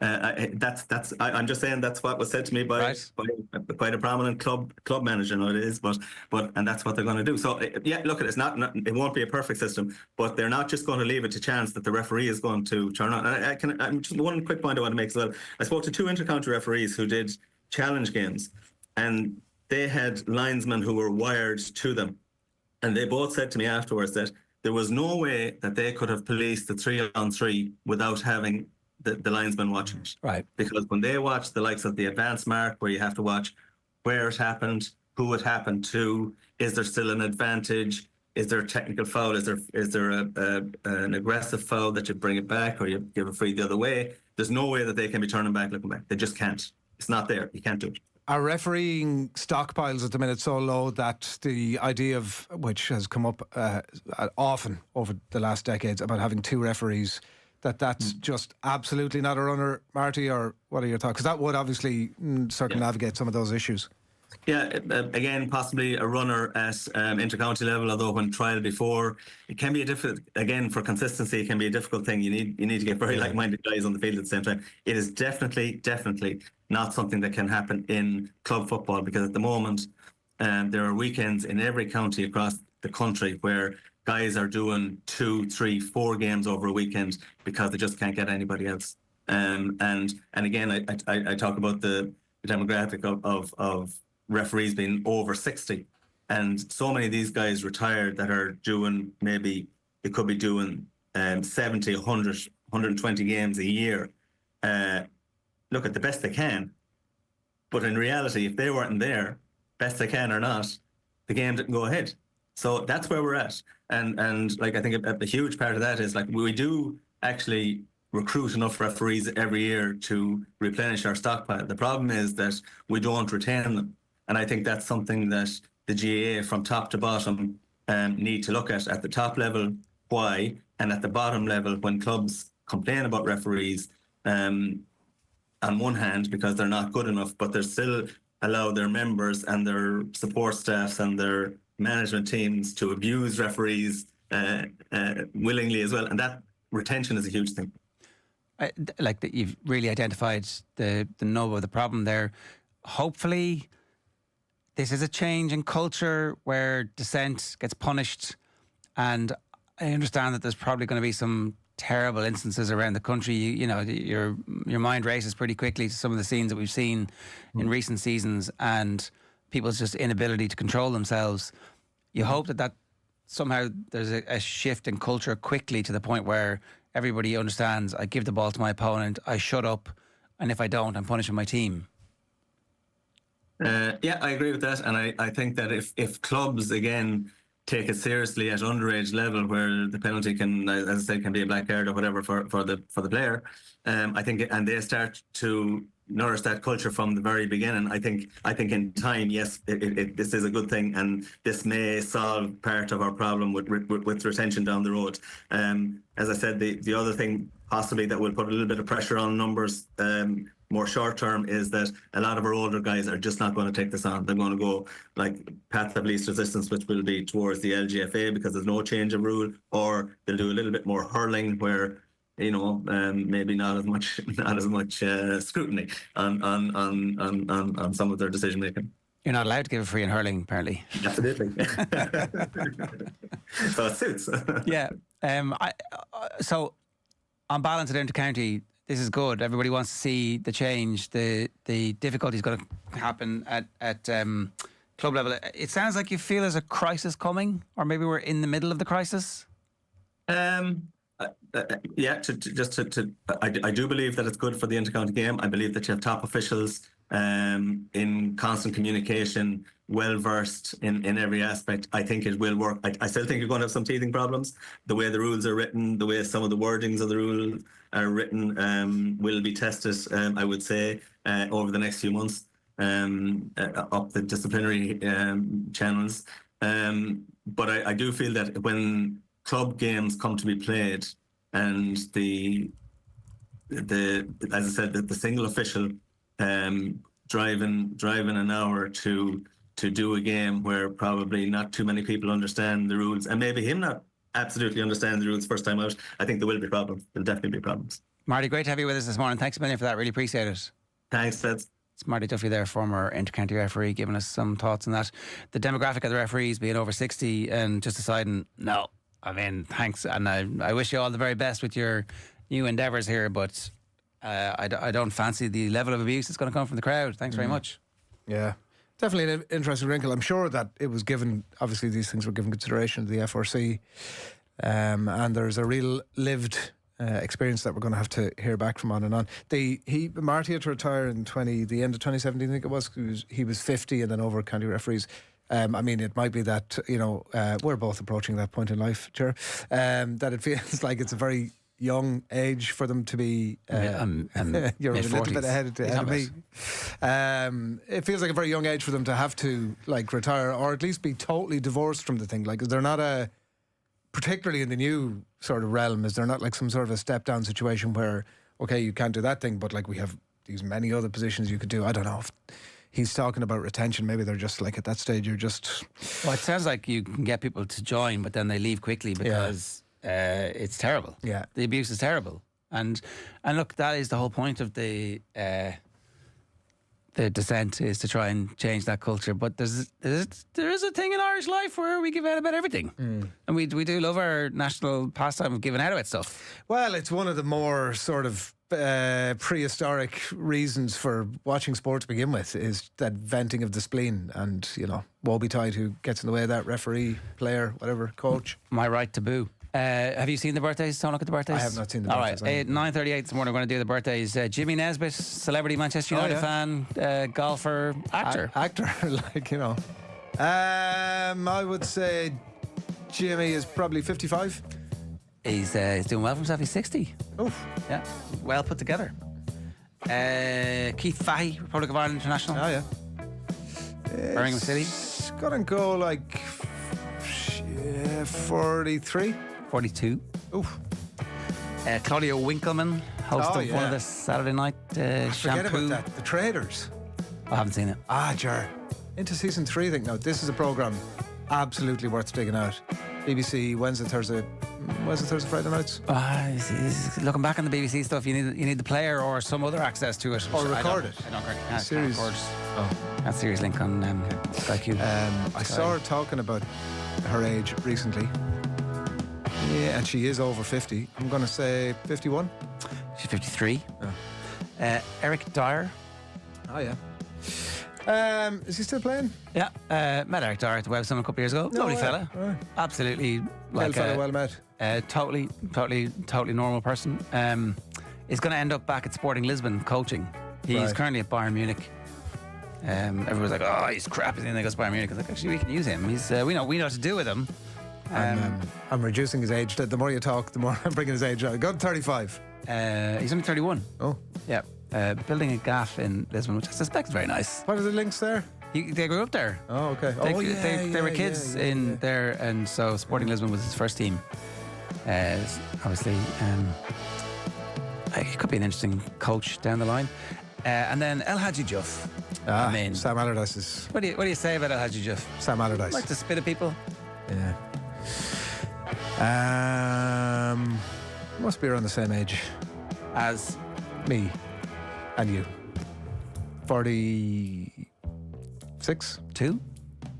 44. El Hadji Juff is 44. Right, our competition.